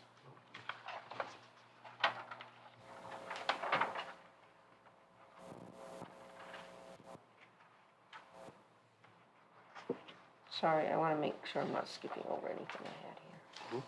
What does it mean on line 134, on page 3? Yep. As reflected in the deed? Yeah, Oh, I guess the property- that just means- redundant, yeah. That just means the Yeah. property owner? has Yeah. reflect- oh, okay, Yeah. okay. It's like- Yeah. I didn't know if it had something to do with the actual occupancy or if it was.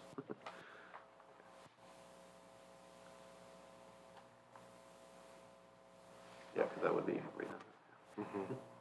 Okay, where was that changed, Jeff? I'll get it as, You got it, yeah, okay. All right, under standards, is that where you were? yeah, it's Occupancy and H1, ownership. yeah. Okay, So as Yeah. reflected in deed, I'd remove it. and did you get my edits? Yeah. Yep. Or a beneficiary of the trust? No, so I So didn't, those are just word edits, yeah, I stopped at standards based on the last meeting, all right. yeah, so I didn't add those. Living area, I think you addressed that. We have these dimensions. All newly constructed ADUs shall be of a size between 300 and 1,000 square feet as measured by gross floor area except under the following circumstances. So the statute is you can't regulate Attached. below a certain square footage. Correct, correct? You have attached. to have at least, you have to allow at least 750? Is that right? Yeah. Sure. No, so the way it's written, if it's an attached or internal, you can't force the homeowner to be, or the ADU to be less than 750 square feet. And if it's detached, you can still, You can regulate any you way can you want. regulate it any way you want. Okay, so, and this is currently what we have now anyway, right? 300 to 1,000? Let's see. I think so. Yeah, is there a Yes, correct. Is there a reason for the minimum of 300? Yeah, typically. Anything smaller, you have to go outside to change your mind. Yeah. I mean, I Well, don't building know code, what the- building code allows for lower, technically, but, and as we'll get in here. But the building code allows for what about the statute? Well, you can allow, you Yeah, can that's what I create thought a back range, but you can't force. Right, So right. for instance, you can provide the So I opportunity. think, what I'm hearing from Tim is, do you wanna change 300 to something lower? Right, right, with the, say, the rise of tiny homes right now. right? Yeah, I think that's Does a good that point. prohibit? How big I don't is a know tiny what- home? I don't know what the size of a typical Well, they tiny go, home is, but. or a micro unit, let's use that term. Okay. Because Portsmouth is, there's somebody before, the planning board in Portsmouth, for the whole building a micro unit. Okay, so I think it's in the conversation, do you want allow for detached to be micro units? Do you want Well, let's yeah. just go to living area first, okay? Okay. Let's just because then I think we can have exceptions. Does that make sense? Yep. Okay. Regardless of where the ADU is, we'll talk about that in a minute. Is anyone thinking they would want to permit something, allow a landowner to have something smaller than 300? Yeah, that's what I was thinking. Okay. So what are you proposing? Well, thinking about the size of my shed, I'm thinking, Yeah. say, 200? I mean, right? If, He's thinking about one of DeSantis's No, Venezuelan. he's thinking, you know what you're thinking of is, I don't know. there's the new thing is, what is the size of these tractor trailer, storage units? People Oh, I are didn't moving even- them onto their site, and Yep. then they're just making houses with them. really?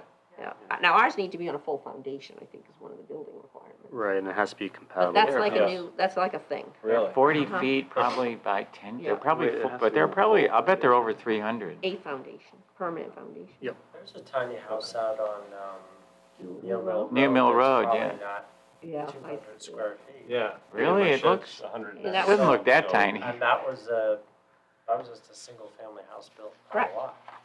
Yeah. So there's a market for it. Right. Yeah. So 200? So, well, 200, I think, is fine. what's that? I think 200. I'd be okay with 200. I A think, shipping container is probably 8 by 40, right? Yeah, probably at least. Well, 8's the widest thing you can put on a truck without special clearance. Yeah. Yeah. Okay. Anyone objecting to 200 square feet? All right. I just want to pause here. All right, so if we're allowing for so little dwelling units, is the impact of two, gonna going be back that to much? two yet. Just No. food for Yeah, thought, no, I agree. food for thought. Next Yeah. meeting, How we're many gonna talk people about can two. live? Right, so my other suggestion is, how about just allow for building code limited, One of those. 75 square feet, I think. Yeah. Now you're in a camper. Yeah, God love them if they can live Yeah, in it it. has to have all the, bathroom, Right. kitchen, 75 square. yeah, livable space. That's the building code? But Val, That's it the has to state be building code? architecturally, it has to architecturally It match. doesn't anymore. Well, yeah, it has to In be this, the house. yeah, so if it's you bring in a detached. trailer, it's not gonna, unless your house Right. is made out of trailers. Correct, yeah, unless it has to be compatible with Yeah. a primary Yeah. dwelling If unit. it's detached. Now, right now, we're just talking in general. This isn't detached or attached, this is for all. So I think there's a discussion about 200. Everybody's good with that? So what does the building code work for? I guess that doesn't matter. I just want, in what case, so you can put an apartment unit in that's 75 square feet? Yes. Correct. Well, if the zoning goes back to the zoning, if you allow for the land area per dwelling unit, if we're talking generally, yeah, you can do that. You can do a 75 square Yeah. foot apartment. Whoa. Did not know that. 1,000? You sleep vertically. Hammock across the kitchen. The 1,000 square foot is the max cap. Does anyone have any comments about that? Okay, so that's staying the same. I think, Bart, you answered my question, is the RSA gross floor or gross living area? Because that's a different way to measure. I think We the, defined it, we didn't can define it, I would say gross floor area, So that's under definitions now? yes. It means the floor area within the perimeter of the exterior. Okay, Yep, okay. we define that. Okay. All right, so moving along, Well, what does that mean? If the principal dwelling unit is under 1,000 square feet, Yeah. the newly constructed gross foot should be no greater than 750. if Yeah. it's attached. If it's attached. Oh, if it's attached, I'm sorry. If it's, if we go to number 2, Yep, I'm sorry. okay, Yeah, and it's detached, it's 80% of the total And that's just to make it, smaller. oh, right. So I guess my question on this was, so for principal dwelling units under 1,000 square feet of gross floor area, a newly constructed DADU area shall be no greater than 80%. So that would be 800 square feet of the principal dwelling. But no less than, at this one, it would be 200. If it's 1,000 or under, correct. Yeah. You'd want to If it's change that, not. no less though, right? I would think you'd want the no less to be similar to the size, the small size up above. 200. Right, it says 300 currently on. No, yeah, we just changed Yeah, it. yeah, exactly. So, did the board agree on 200? So this would be, I'm just saying you gotta change it in this. Yeah. Well, we had a consensus. Consensus, all right. if you build a 2-story structure and each story is a unit, is that 2 ADUs or is that one? One ADU? primary, one ADU.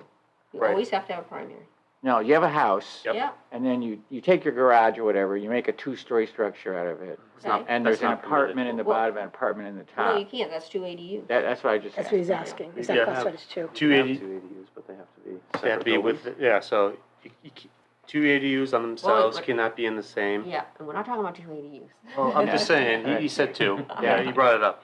Come on, guys. The way This it's is a figure of proposed. speech, yeah. Yeah, If we go with 2, there'll be lots of those, right? well, they won't be permitted. The only way it'd be permitted is if it's in the primary dwelling. Anyways, I digress. Okay. I know we're gonna go down that road. Yeah. All right, in the event of the IC ADUs proposed, the I is the, Internal conversion. conversion.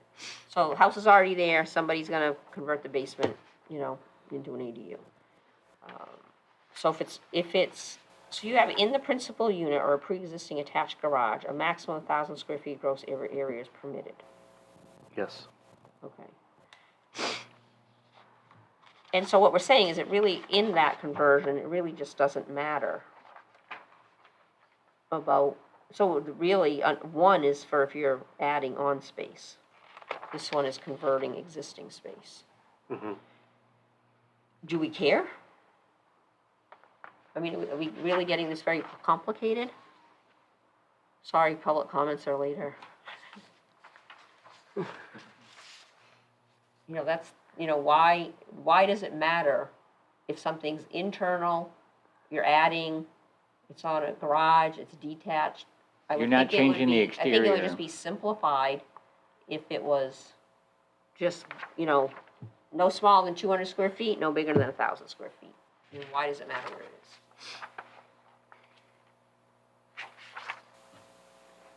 I was wondering why on 3 there's a minimum size and on 2 there's a minimum size and on 3 there isn't a minimum size. Yeah, no, that's my whole point Yeah, about it all. exactly, yeah. It's just like, do we delete all of that? I mean, it's just, Yeah, it makes it in the simple. living area becomes, all the ADU shall be of a size between 200 and 1,000 square feet, Yeah, I think that, period. I agree with that. Like, what's the size that must be left for the principal at that Who point? cares? Do you really care? 75 square feet? Well, no, it says it has That to be won't big, be- it has to be bigger than 1,000 square feet. Well, if we keep all this. No, he's asking about if it's attached, if it's detached, it has to be smaller than the house. Correct. Well, does the building have to be smaller than the house, or does the unit have to be smaller? No, Both. well, yeah, If it's detached, unless it's a pre-existing structure. Or if you build a big garage and put Well, an at that attached point, ADU within the no, roof? that wouldn't, because you're building a new one, and it's taller than the house, that wouldn't be permitted. If it's pre-existing, yes, You can't build a garage. you can, but it can't be Yeah. taller than the house. If you're gonna put an ADU in there, Where is If you're that? not, it can be taller than the house? it's wherever the zoning allows. Right, But couldn't someone go and ask for a variant and zoning board give it to them? well, they could. Or you could just build the garage and wait a year and then install it. But we have record on that saying this wasn't pre-existing when the ordinance came into effect, you're not allowed. Yeah, so under one, just so everyone's clear on this, if you're attaching, like, say you're adding space, right? The principal dwelling is under 1,000 square feet. And then you're adding on space, that space can't be any greater than 750 square feet. Therefore, you're not creating like a duplex, right? 1,000 square feet, 1,000 square feet. You could be creating a duplex, because the primary could be 750, right? And then you're adding 750. The primary could be 500, and you're adding 750. For attached, yeah. Yeah, do we really, but do we care? No.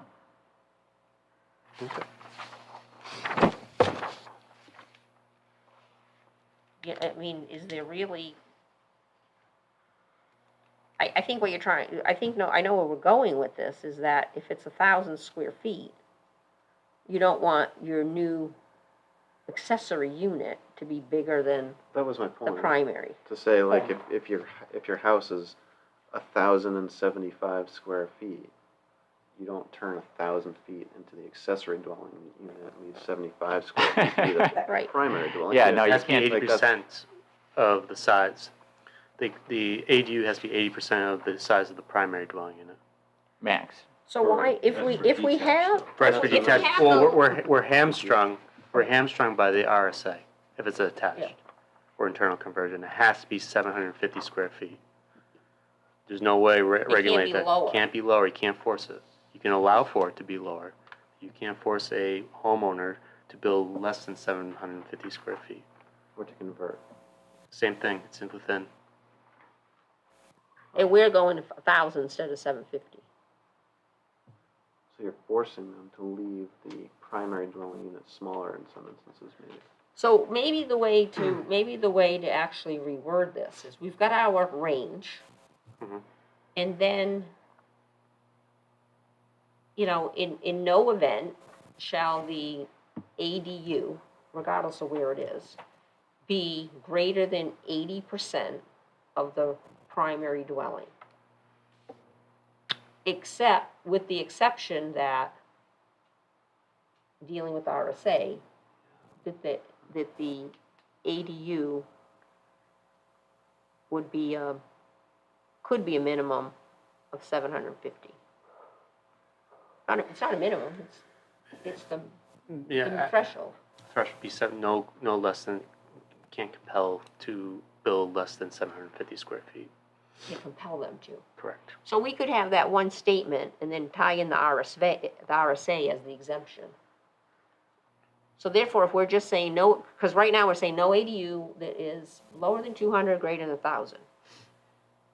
And then, but if we're trying to kind of have the ADU be a percentage of the space of the primary, let's pick that, is it 80%? Right. But provided that we're not in conflict with the RSA. You can say it shall be no greater than 50% of the original dwelling unit's dwelling size. So then, if it's 1,500 square feet, you can meet it. If it's under 1,500 square feet, you're always going to get your 750, right? No matter what, because the RSA. But if it's 1,000, it's a 2,000 square foot house, they can get 1,000 square foot. Right, but if it's But if it's a 5,000 square foot, they can have a 2,500. No, No, you got no. a max, It's 1,000, you yeah, got the max. Yeah. So you truncated. hit the threshold at 1,000, I don't care if you have a 10,000 It's square just foot because you want house. to limit the number of people living there. But if you have an 800 square foot house, and it's 80%, that would be 640, and we couldn't regulate that. Right, it's got to be 750. Right, so that would be the exemption, Yeah. provided it's not in conflict with the RSA. So detached, though, is the town may regulate it however it wants. So you can just simply say it can be between 750 and 1,000 square feet. No, I would And then just you'll say always that meet your the only RSA. exemption is that you're not in conflict with the RSA, right? Let people Because have whatever they want, size-wise, 200. within the range, Correct. right? Yeah. But you can't but the town can't say, oh, well, your house is only 750 square feet, therefore you can only have a 500 square foot ADU. That would be in conflict with the RSA, If it's attached. if it's attached. And you wanna keep it smaller, well, but it's I don't care if it's detached or detached, right? Other than if it's detached and the house is 750, someone could build 1,000 square foot detached ADU. Mm-mm. No, under the way I proposed it. Correct. Right, so we wanted to, you want to eliminate that. Correct, because the Yeah, I idea is would too agree. is to keep the primary dwelling as the focus of the property, and not have the ADUs take over. So that could be a regulation relative to, if it's a detached. Those are the exceptions, right? But then we don't have to get into under 1,000 square feet.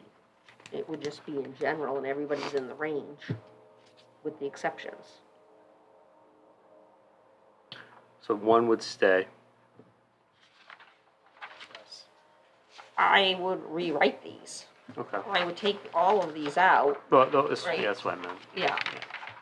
And then I think just kind of reword these.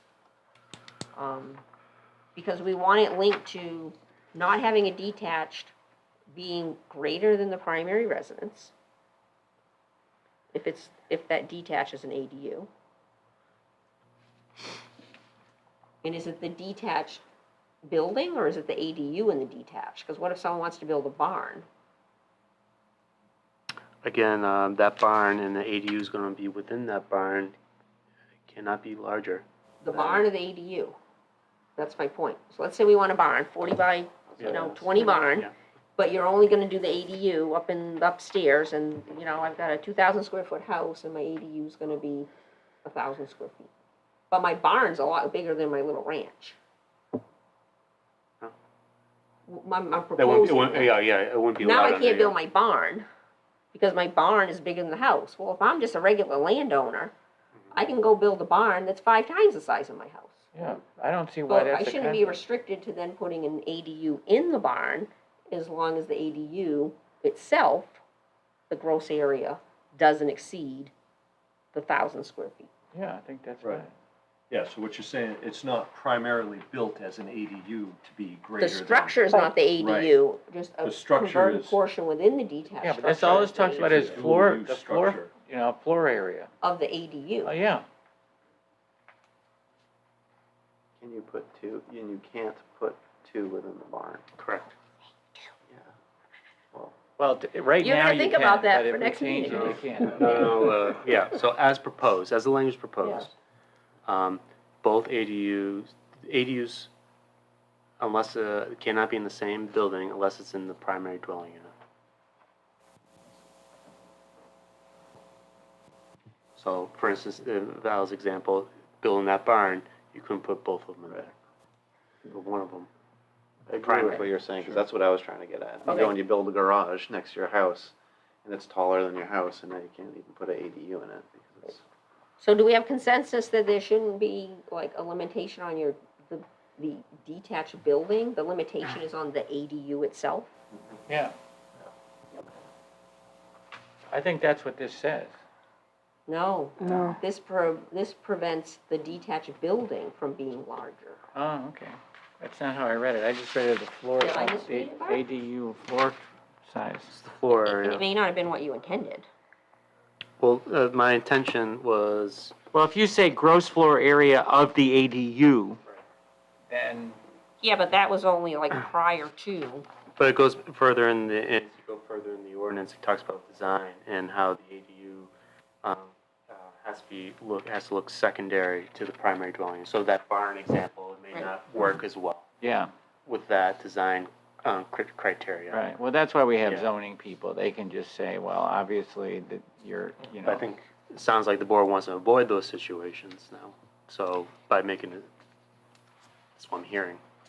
Yeah, I think we kind of simplify this and then just incorporate in the exceptions we need to by the RSA. because I think the zoning already controls the size of that second building on the lot, right? Correct. The zoning's already working to try to keep the cohesiveness of the Correct. zone. Right. So what they put within the structure, Well, but As long as it's it only adheres to- regulated by the setback. There's no zoning regulation regulating what gets put there. no, I'm just saying, they're already protected by zoning, because the zone says the structure can only be so high. Correct. It can only be in this position. Yes, it's not relative to the Yeah. primary structure. Exactly, so zoning's already taken care of that. who cares if they put, what they put within the building, as long as it meets the ADU requirement. But I think So- Bart's proposing so that if it's an ADU, we care about the relative continuity between the detached and the primary. Right, so I think some. But if there's no ADU, there's no regulation. Right, so I think the concern is that so the barn is probably a different example, but does the ADU take away from the primary dwelling unit? There's concerns. I'm trying to find a balance here. Right, When I was writing this, so, does, having the ADU as a focal point, does that take that- away But it's not an ADU at that point, it's a barn. It's a barn. barn? With an Right. ADU in it. ADU in it, so yeah, so it's not really an ADU, it's storage or and whatnot, so it's mixed Exactly, yeah. use. If it's a Right. standalone ADU. Correct. Right, it can't be the size of a barn, it's gotta meet the square footage, so. Right. That's what I was trying to get at, the Yeah. zoning already takes care of the cohesiveness of the neighborhood. Yeah. We're only worried about the, Mhm. what goes into Okay. the barn. and So we're I good think with that kinda- I'd rather have it in planning than. So we're good with kind of deleting 1, 2, 3, 4, and just having Bart take a stab at drafting an exception that would meet the RSA. Yes. And then we're not getting into attached, detached, conversion. All right, simplifying it. Okay. Yes. Structure setbacks. A minimum of 10 feet separation between the principal dwelling unit and a newly constructed detached is required. What's the current, is there a separation setback under building code? No, just fire code. Okay. So is there, The idea was to create a separation between, if it was a attached unit, from the primary dwelling unit, just so there's some kind of demarcation. that it's detached? Yes. Okay. And do we care? That's a good question, do you? I'm trying to think of an Yeah. instance why it would. Right, well, the would idea is to matter. have some privacy, this is another person living there, and then create some space for that person. And also space for, that open space, so wherever that may be, what permutation that might be based on the ordinance. So it's separating the two units, there's some kind of separation there if it's detached. I don't know if you want to build it really, really close. I mean, it could be contextual too, if you're trying to say if we have units downtown, which is don't have a lot of space, maybe that's something to consider. I just kind of think the lot should drive that and the private property owner who is developing their lot as to whether or not. I'm not sure where the public interest is in. Just the fire part of it. Right, The what's fire is, yeah, What's the distance for, is it 20, it was just in the I think it's 20 last feet, month isn't it we now? saw that, Depends on the unit type. because they moved. Well, you can that. build a firewall I mean, for two separated firewalls. buildings. You mean on the. without a outside? firewall. Yeah, because you're talking about a separation between two I have to separate structures. Yeah. look at the exact numbers, but It's like 20 or 25. I remember it was in our last meeting, right, with the units that they were putting up. the on 8 hill unit there. one, The fire, they had to slide one building over because they were designed too Right. close. I can't remember what that distance was, if it was 25 feet or 20 feet. over in, on the Yeah. hill, Yeah. that was drive more through zoning. It was like a 30 feet separation. Oh, I thought it was fire. No, I think the open space over in, it doesn't matter, Yeah. 'Cause yeah. they had to slide Yeah. it over. Yeah, that was the fire. retaining wall. That was fire, yeah. It was fire, because Rick said, I think he needed 20 feet between the buildings. think I so, know too. that also what it is at Moody Point, when they're doing the buildings down there up on the hill, they want, the code enforcement officer wants 20 feet or a firewall. Mhm. Like, so that you're using like cement board siding or something like that. That's what I was wondering, if you meant firewall on the exterior of a building. Oh, sorry, yeah. Okay, yeah. So kind of going back to the other comments, like building code, fire code, meet applicable codes, is that more, board more inclined to have that type of language? Yeah, Yeah, because like then that. if the other codes Well, change, how far you're can not you in put a, conflict. if you want to build a garage, what is that space? It could be detached, I mean, attached, so it could be right abutting. But if it's not abutting, is there a minimum that, No, it's because it's living space. okay. So you may have this, you might have this detached garage that's closer than what the fire code is gonna allow, and as Bart's saying, put this into like applicable Right. regulation. and someone wants to build an ADU, and the code enforcement officer is gonna say, well, you can't put it in the garage because it's too close to the primary, you don't have a firewall. I don't know that, but I think That that's needs to where we're play out. going with it. Yeah, If it meets the building code, do we care? no. Like, is there any public interest of why we want these to be? Like you said, I think for people trying to downtown, then, 25 feet or something like that would basically eliminate anybody, right? Well, clearly, they must be able to build Well, things and closer than. but I think also it sets up going to the zoning board. I can't meet 10 feet. I'm like, have my 15-foot setbacks. Yeah. At least Yeah, 2 feet. and they can't appeal building code or fire code. That can't be appealed to the zoning board. So is that the way, I'm not that familiar with this, so is that the way it works with even like an interior conversion? If you put one inside, you have to build a firewall between the units? Nope. It's 4, I think it's 4 or more units or 3 or more units. You need the interior fire codes between living spaces, living units. There's a trigger, because it falls under building condominiums. I don't know if it's triggered at the 3rd to the 4th, or if it's more than 4. I think it's 4. So the point is we may be So- hamstringing people that live in a confined lot. But yeah, I think we're setting them But up we to don't go to, allow I think we're three setting them up to internal go to the ADUs, ZBA. so. No, I just mean for an external one with a 10-foot of separation. Yeah. If you defer to the fire code and it's 20 feet, are you keeping people from downtown being able to do it? Yeah, so we good with taking this out? That's a public safety thing too, so maybe that's something that, yeah, I see where you're coming from. Yeah, but if you take it out, then it's just building code, right? Yeah, Bart's gonna have language in there about the. Applicable building fire codes. Yeah. Okay.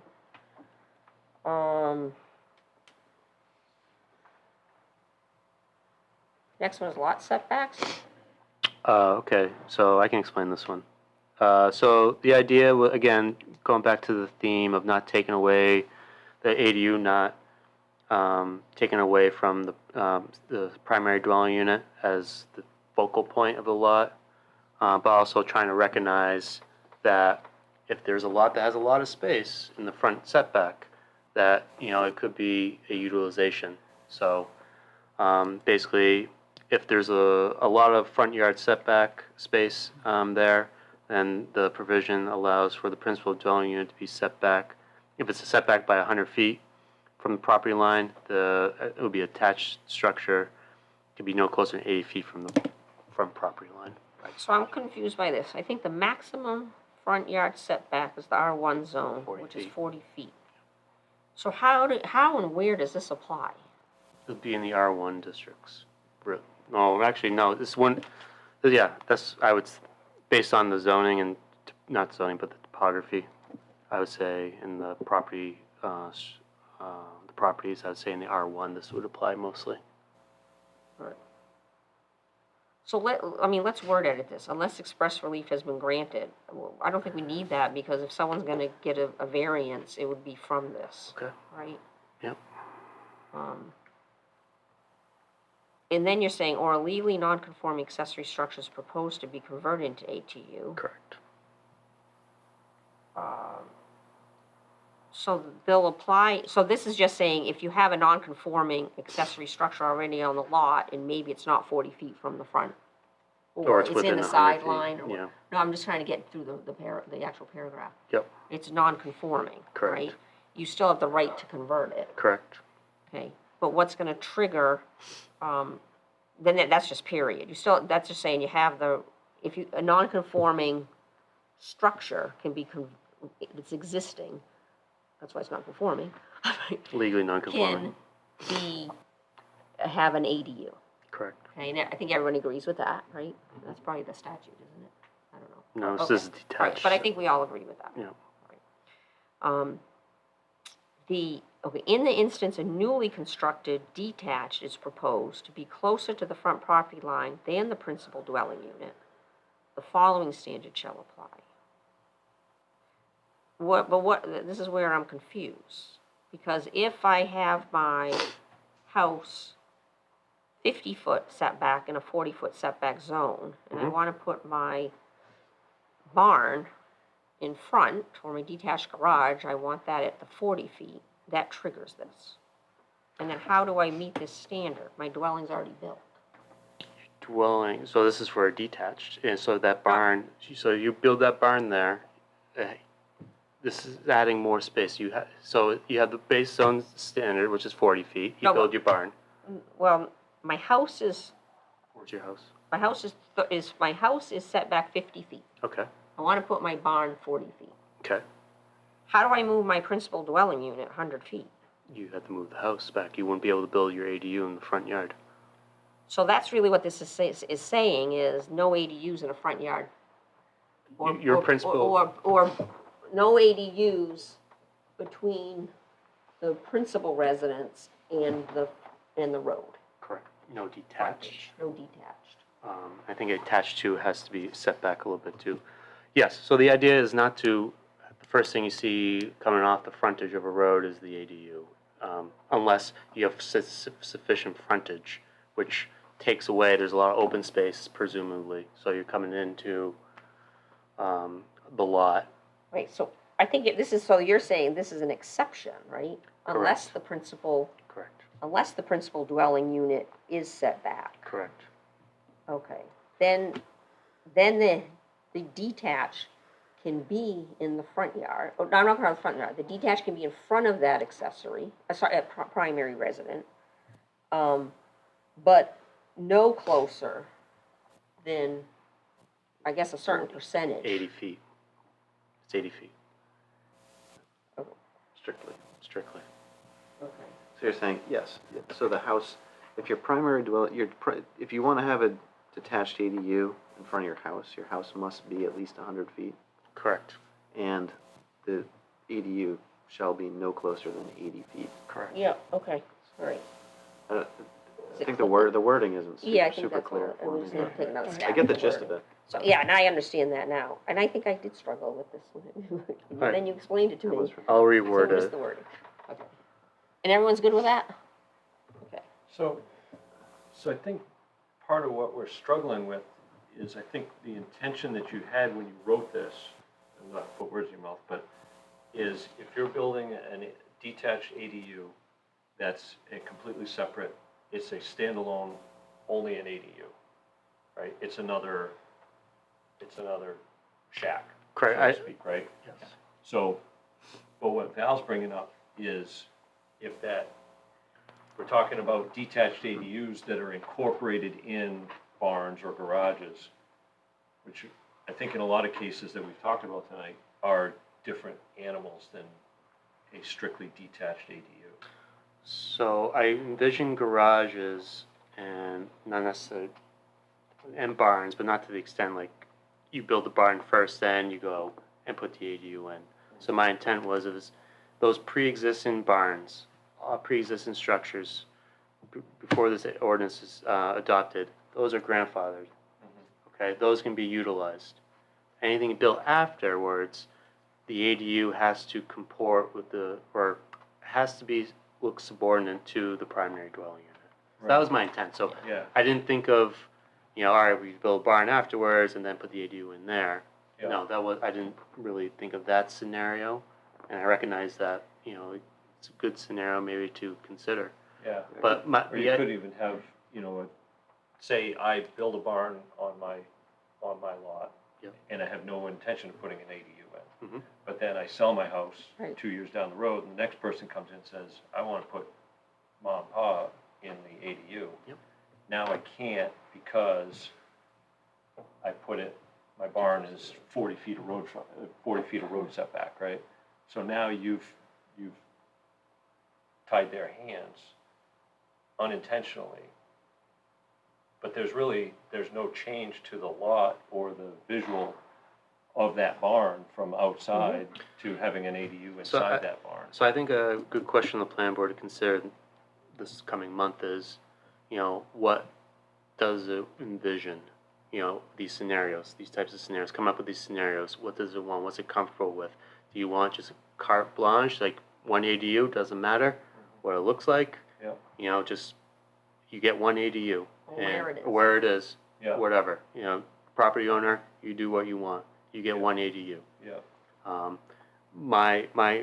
I was trying to juggle a few balls here.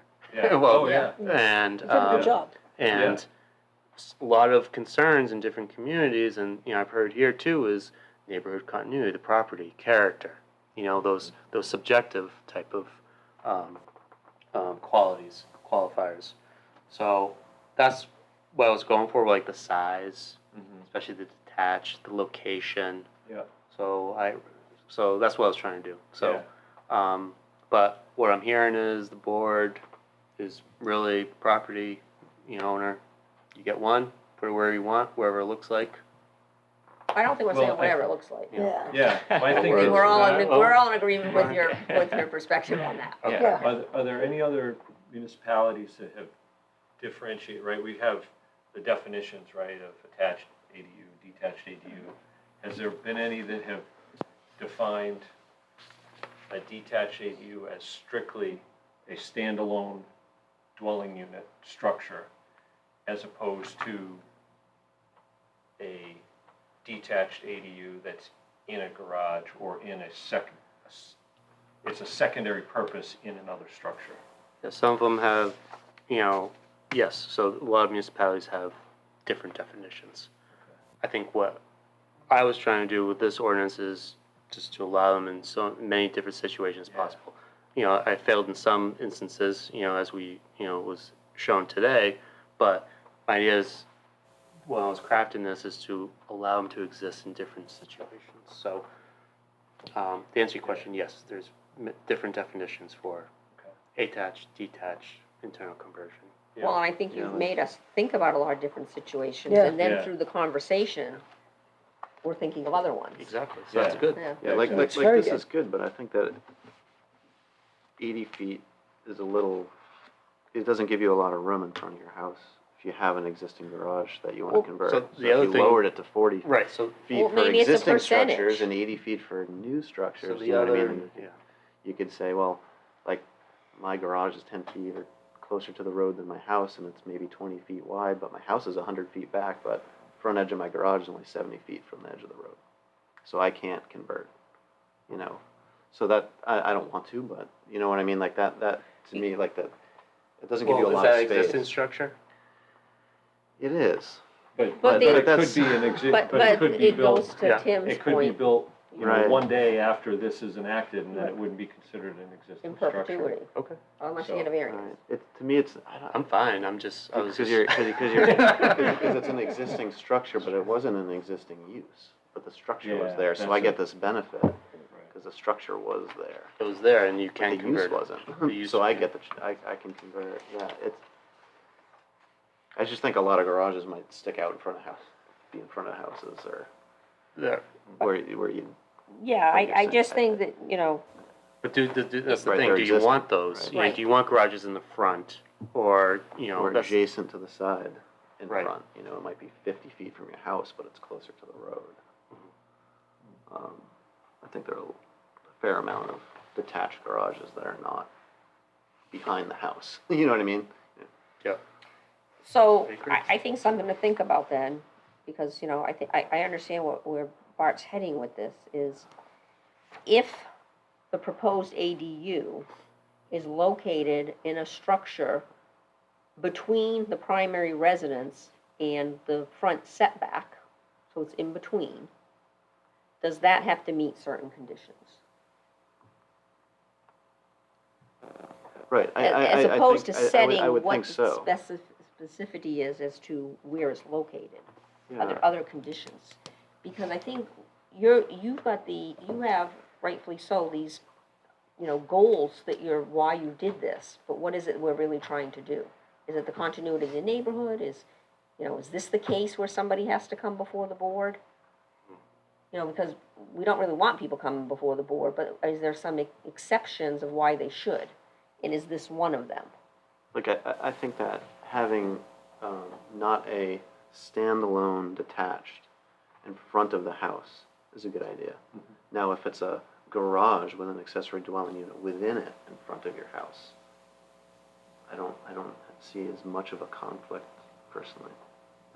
I don't have as much of an issue with that. there, I think if it's not already there, you're gonna have conflict. Because if it's a new subdivision and someone builds a garage that happens to be in front of their house, How's that different than my house? Well, That has a garage it's already. really detached structures. Right, but if it's just a primary, if it's just a dwelling unit, there's no other secondary use for the building, I could see it being, you know, even with or behind the house. Because you're not drawing the attention to this house. That's only use as someone to live in. But if it's the garage or the barn or the workshop or whatever, it's got another use. And Right. you may want it in front of the house But for all it's- sorts of reasons. You know, But the use is single family though. it's a single Family yeah. barn. The barn use is for single, is a Yeah, subordinate. workshop. I mean, like a guy's got a Right. Well, you're or calling it someone's got a- multi-use, it's a multi-use building. Someone's got Yeah. a wood shop in the bottom Right. floor. But and it's they've attached got to that primary dwelling unit. So- separated by 50 feet, Right. but it's closer to the road. Right. It's an accessory use to the single family Right. lot. So I Yeah. guess Like- more, so does it make more sense that if an accessory dwelling unit is going to be located in a detached structure between the primary residence, the primary structure and the front setback, do they come before planning board? That's a good question. I don't think so. So then or is it just allowed, period, we don't care? I think it'd be similar to like the internal one, right? Where you don't need to go to the planning board. Well, on any of these, you shouldn't have to go to the planning board. Yeah, if you remove the two, this is I'm all trying by to, right. I'm trying to understand, Yeah, that's true. Why- Yeah, you know- if it's just If one. the garage, yeah, if the garage structure meets the other zoning ordinances, then there should be no reason that it would have to come to the planning board. so I guess, Because it's just, right, it's the ADU inside the detached structure is immaterial. or the detached structure is the ADU, there's no, like, it's not inside. That's what, see Well, what I'm that's- saying, yeah. we're trying to make too many things, so I guess the point is if someone has an ADU between the primary structure and the road, do we care? I think so. If it's only has a single use as a So that would be, yeah, that's what I was trying to That's say. what I'm saying. That's Yeah. that's the differentiation I see. Yeah, I could see that. Or yeah. So I if mean, I it- don't know if they'd have to come to us. Though. So I we mean, have what an would we say? SUD. well, What would be if, is it called? allowed, provided the following? You know, if you know, what are the objections as to why we care, I guess? Because it's, I guess, in the keeping of the Character of the character neighborhood? of the neighborhood. Thank you. Okay, and Yes. who determines that? Yeah, that's. The code enforcement officer, the building, the planner? I mean, there's not a single detached like living unit between a house and a road in town, right? Like a detached. There might be ADU. here Well- in this core part of downtown, there might be some things that look something like that, but That are most of the rest grandfathered. of town does not look like. The only one I can think of in the area is in Kittery. If you go on Bridge Road there, someone put right in the front yard setback. So that's what drove us. A detached ADU. Well, I mean, no. No, it's just my experience, Yeah, yes. experience. You know, they put it right in there and it just basically blocked like from the road. You can't see the primary dwelling unit. You just see, because it's on a hill a little bit, you just see the ADU first. And it looks like a garage. I'm not saying that's right or wrong. You know, I'm saying is, And that's the only thing is. the from whole one struc- direction. The whole yeah. structure is an ADU. Correct. Okay, it's not, so Jeff, what I'm hearing from you is you don't, if it's a multi-use detached building in front of the primary structure, and it just so happens to have an ADU in it, you don't care. But if it's just a single structure that's only used as an ADU, it should have to meet some kind of guideline. I think that would keep more of a character of a neighborhood personally. Okay. Yeah, it would have to be set back at least as far as the house or however you had that written. Well, but then it's not in front of the house. Why would it matter if it's a setback as far as the house? We're talking about a structure No, between. he's agreeing with you. He's saying if agreeing it's with just a you. standalone ADU. Oh, all right, so I disagree missed with you it when you, 100%. no, when you said that it's, you know, behind the house, so wait a I minute. said whatever Bart has Violent written already, agreement. like, for a detached ADU, like, If it's just an If ADU. it's just an Yeah, ADU, It should not be in front of the house. okay. Right, so it's what you said, Bill. He's All right. agreeing with If it's detached and it's a garage and it's in front of the house and they wanna put Okay. one in the roof or in the attic, Right. I don't see an issue, but So, again, just because I'm not hearing it right, if it's just an ADU, that's the sole accessory structure is an ADU, right? The use of the accessory structure. It needs to be located behind the it needs to be no closer to the front setback or the front yard setback than the primary residence.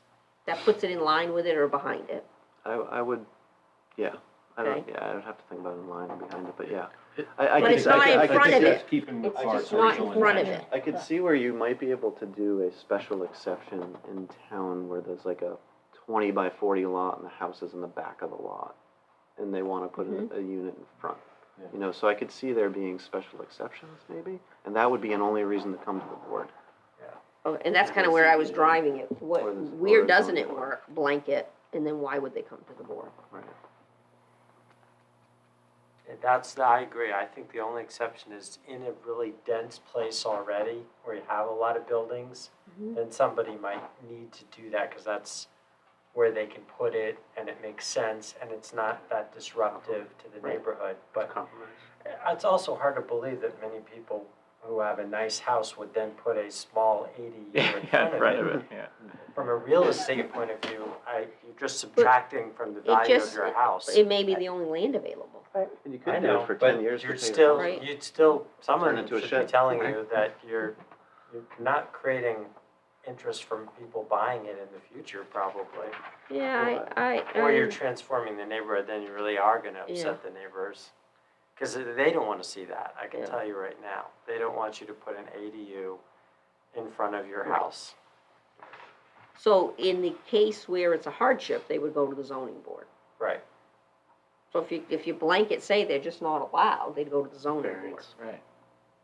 So, if that were the case, this would just be removed. Well, you'd have the prohibition, Or, right? or you just don't, if it's not mentioned, it's not allowed. Oh, yeah. It's allowed if Yeah. it's not mentioned. If it's it'd be prohibited, setbacks, they yeah. go to ZBA.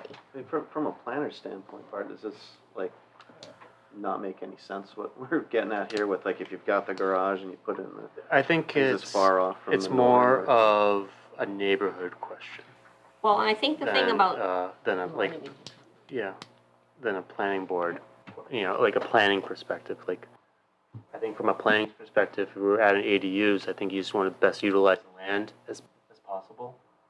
And lots and land are gonna be so different throughout town. So this is, but also you have to recognize the neighborhoods and their concerns.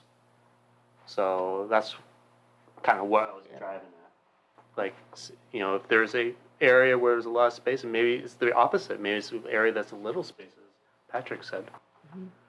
You know, And I think Right. I was Well, just if gonna it could mention be a on the variance. neighborhood factor, if it does go to the ZBA, then abutters are notified, or, yeah, right? correct. Or if it, So there's your buy-in. You The know, hardship simply I don't have space. the hardship is I don't have space, not I don't wanna do it here, I can't do it where the ordinance is telling me I need to do it. that's topography and configuration. But then they're going to another board to be adjudicated, and there's, you know, at least there's the opportunity for public hearing by abutters. And what you may be saying, Bart, is that, or what I'm interpreting you might be saying is that I've got 50 acres and my house is 1,000 feet from the road. Why do I have to put my Correct. ADU Right. 1,010 feet Exactly. from the road? Exactly. Exactly. Yeah. So it's kind of honoring or recognizing, honoring those large acres, allowing them to put ADU in front, but also at the same time, if they're smaller, you know, protecting.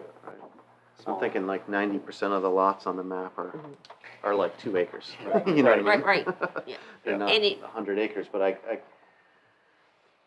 So then the other thing about that is, could see that being a very, very high possibility of somebody wanting to do. It has a lot of land. yeah, exactly, Exactly. Yep. okay. And it could be special exception, and they don't have to meet Right, so a special exception, you have certain criteria, it goes to the Correct. planning board instead of ZBA. Wherever, And but as long as it's a butter notice, I think that's what we're trying to say, if it's character of the neighborhood. All right, let's try to get through another maybe 10 minutes. Are Is we that gonna good with do everybody? committee reports then tonight or not? I'd like to. should we have a public, maybe? He's been sitting here for a while. Yeah, is this a Close good it. place for everybody to stop? Yeah, fine, which sure. one if you have? All right, I'm gonna open the public hearing. Can we stop on it? Lot Building setbacks- heights. Lot setbacks, okay, just to make sure. Yeah. Any comments from the public? Please come forward, give us your name and address. I think they'd like you to write it down after, but if you just, for the record, just say your name and address. My name is Thomas Morris, and I live at 5A South Street. And this is my second time living in the area, and I'm here to tell you that what you are debating affects lives. I'm here to tell you that I do not own property that has an ADU in it, but I can assure you that as a teacher, it is the only way that I can afford to live in this town, and the very roof that is provided over my head is an ADU. I want to thank personally Jeff for sticking to your guns on the draconian litigiousness of some of the language in this. Please and thank you, don't ever give up that fight for people like me. There are nurses that are single with children in this community that are trying to take care of aging parents. One of you may be a parent, one of you may have one. Those are lives. Every debate that comes across this desk matters. There are humans on the other end of it. I'm struggling to feed myself some months. Many are. There is a fundamental fight happening in this community between landlords, tenants, residents, the town, the state. It's happening. People are coming in at alarming rates because of this concept that we're a destination, and trying to scoop up land as quickly as possible and scoop up units as quickly as possible so that they can yield the full dollar amount back out of it and take that money out of town. They don't live here. These are not people that care about this community other than the profit they can get from it. These are not people who care about the neighbors and what they think of the new ADU that got built and whether it was 2 feet in front of a line or 2 feet behind the line. And your work here is one of the last strongholds we have in this town to fight that battle. Snob zoning is real. This is not where the battleground for that. Snob zoning is legitimate. And right now we have zoning that allows snobs to come in and force out the working people that have been the lifeblood of this town since before I lived here, back when Timberland Shoes paid the taxes because it employed almost all the people. It's shifted. And you are the people that have a chance to be one of the last bastions, strongholds for the working people of this town. And I urge you, with every bit in my heart, as I sat in my house and I watched. And I came down here because I heard a couple of laughs and a couple of passing jokes. I'm not upset with anyone. But there are people that are literally sitting at home watching these things, hearing these things, reading in the paper, posting on social media, that are leaving this town with children, heads hung, to go live in another community. And there are people with good money that could afford to live here who are going to Dover, who are going to other towns that do allow these things to occur. So I just want to thank you, Jane. There was an earlier time where you made a comment and kind of pulled the group back together. Jeff, continuing to ask these questions and stick to what matters on the words and how it really does impact us. Bart, for going to draw this up for us and trying your best to come up with the best thing you could for this town.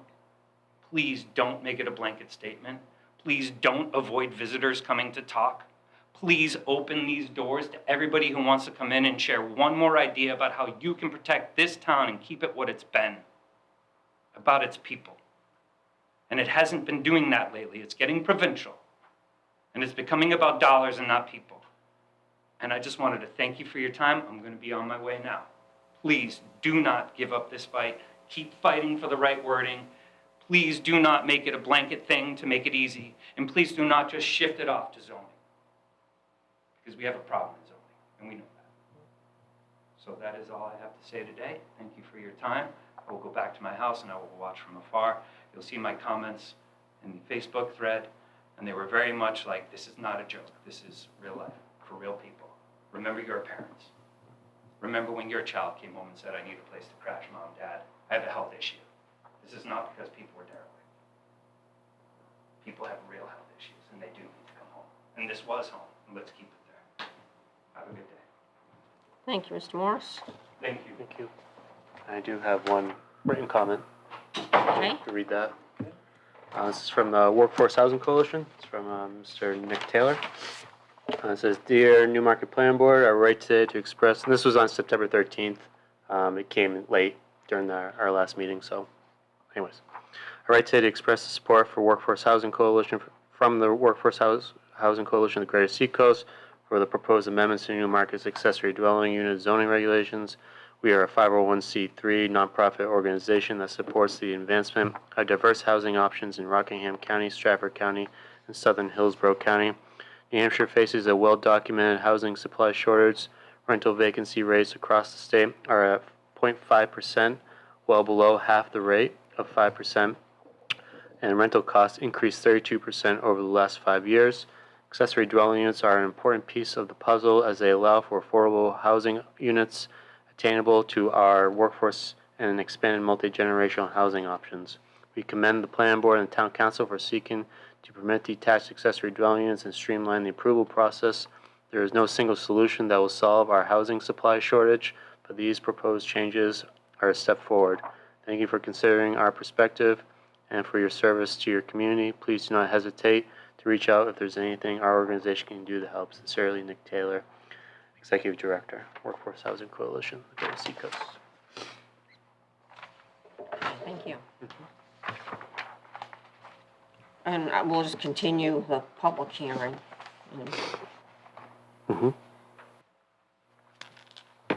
Okay, so with that in mind, should we just continue this agenda item to the November? 11th. We should have a discussion on that. November November 8th. 11th. I think 8th. I think it's the 8th. That's voting day. Oh, yeah, so when is our next meeting? Oh, we have to decide that. The calendar would have been posted, I just don't have it. Don't have it on me either. Well, And we had have it as the the 8th. The September planning board Yeah, meeting so- was the voting day. Right. Yeah, Um, but in the past, we're usually, But voting's the taking voting place at the Primary versus school. versus actual election. yeah, so is everybody good on meeting on the 8th? Or should we? Well, the should it 8th be is the election day, 15th? right? Yeah, we usually But don't, election's We don't not normally here, it's meet. at the school. And it's Yeah. after Voting- polls close. Voting is over, yeah. okay. Yeah, just like we did during. So we're not gonna influence. Yeah, no, but in the past, we haven't Yeah, we had a normally meeting don't. on the election day. But if we're good, we'll go to the 8th. I just don't want anyone to feel like we shouldn't be holding our meeting on election day. Polls close at 7. Yep. Okay. Everybody's good? Fine. Okay, so I need a motion to continue the hearing on the proposed ADU ordinance modifications for amendment to the November 8th meeting. I'll move that we continue this ADU discussion or workshop to the November 8th meeting, Public hearing. Public hearing. public hearing. Thank you. Was there a second? Second. Okay, any further discussion? All those in favor? Aye. Okay, back to the agenda. All right, Do you want to continue?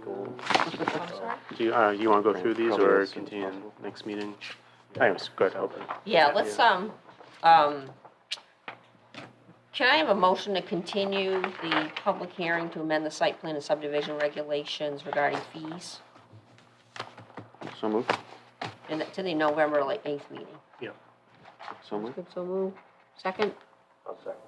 Tim, I'll let you right, get that. no discussion, all those in favor? Aye. Aye. Okay, thanks. Eric's not here, he didn't want me to, didn't have anything else for me to report, so we'll pass committee reports. Patrick?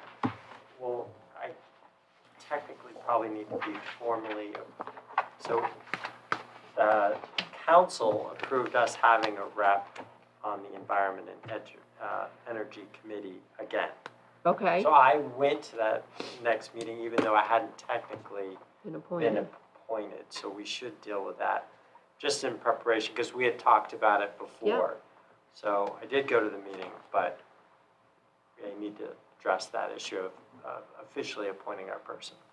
So, do I hear a nomination for the planning board to appoint Patrick Reynolds as the Nominate. planning board representative to the environmental, Energy and energy and environment Committee. committee?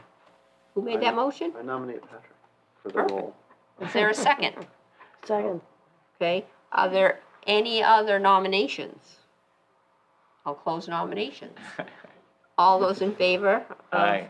Patrick? Aye. Unanimous. Congratulations. Okay. All right.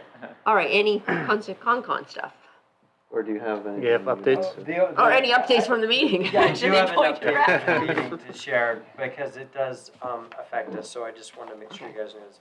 So we're working on the energy aggregation plan, and they had originally talked about including in that proposed updates to the Newmarket master plan related to energy. But I explained to them, I thought that it might be better for them to table that part, since that belongs to this body, and that they should focus on getting their energy aggregation plan completed and forwarded on to the council. So they did decide to do that, so that was good. So they will do that, and they'll be having a public meeting to talk about that, and they'll be announcing when that public meeting is, but I believe it's going to be November 9th. And that'll be to, give people more information about the energy aggregation plan and the Community Power Coalition. So people will find out, how does it work? How is it? It's an opt-in program. It's not a mandatory thing, and more information about your energy bill and things like that. So I thought it was, that's where they are right now with that plan. Okay. Anything on Conservation Commission? This is actually our second planning board meeting since the Conservation Commission met. So there's Okay. nothing new, but I'll reiterate that the Conservation Conversation event is October 15th here at Town Hall. And I think if you look on the town website or somewhere, you'd be able to find the start time. I think that was 8:45, that's right, at 8:45. And so we'll also be looking to get comment on the ADU information as well, but that won't be till next month, because we meet this Thursday. No committees, right, Tim? Nope. In your capital improvements? I missed the last meeting, so I have to defer. Yeah, there wasn't, we haven't scheduled the last, so the CIP committee voted on all departments and commissions' requests except school department, so they're still waiting to do that. So we're gonna schedule that meeting soon. It's been passed on to the town manager. Okay. Some just takeaways is next process is gonna be improved, so there's gonna be more meetings throughout the year. There's gonna be more visits with department heads to understand their needs and their plans, future plans. So it gives the committee a better idea when they do request money and where that money would be going towards. So there'll be a process improvements, and then also better site visits and more informative site visits. So it just becomes a more smooth, better process for budget season. Thank you. Town council? Town council set a record. We started at 7 o'clock and we were done at 7:15. Whoa, We approved accepting money from ARPA and then we went home.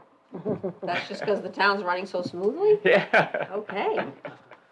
All right, planners report. I'm putting together some applications, grant applications, ones for Invest New Hampshire, for rezoning efforts. So I'm targeting $100,000 for that. Also another $25,000 for master plan. So our budget for master plan is actually pretty robust. And also a design charrette for the riverfront area. So I just need support letters from the town. So different town boards, so I'm asking that from the planning board if they're willing to endorse that. And those applications. So it'll be part of the package. So I'll make a motion to authorize the chair of the planning board to write the support letters needed by the town planner to apply for the grants. Second? Okay? All right, so we'll tell Eric he needs to do that. You said Oh, you had a motion. sorry. I thought you said a motion. We did have a Yeah, motion. we need a vote. Yeah, Mm, all right, Janice any motion. discussion on that? All, I seconded the motion. Yeah. Val. I made the Val- motion. Yeah. Yeah, Okay. yeah, to authorize Eric to do that. Okay, all those in favor? Okay, And then, yeah, and then one more thing, I'm hosting a panel discussion next Monday at the library at 7. It's part of the Oyster River Community Read. It's on housing. It's on, and so it'll be me, Nick Taylor from Workforce Housing Coalition, and Senator Perkins Coca. She'll be there, and we'll have a discussion on housing and on the book for the Oyster Community Read, and also Communities and Consequences, if you haven't seen that. So it's a general panel, and then it's going to be interactive Q&A between the attendees and also the panel. So I think it's going to be a great event, really hot topic, and a really important one. Is that gonna be online? Can we Zoom to that, or do we have to come in person? You can watch on 13. I think we'll be able to have Zoom, and you can come in person. It's going to be at the library. and at what time? It's, I believe 7 p.m. Yeah, it was in the town newsletter Yep. as well, so. Okay. 7 p.m. next 17th Monday. at the library. 17th? So hoping for a good turnout and good discussion. Perfect. Good. Being timely. That's all I got. Okay, so that ends the agenda this evening. Is there a motion to adjourn? Motion, we adjourn. I'll second that. Okay, any discussion? None? All those in favor? Aye. Thank you, everyone. Thanks for all the good comments.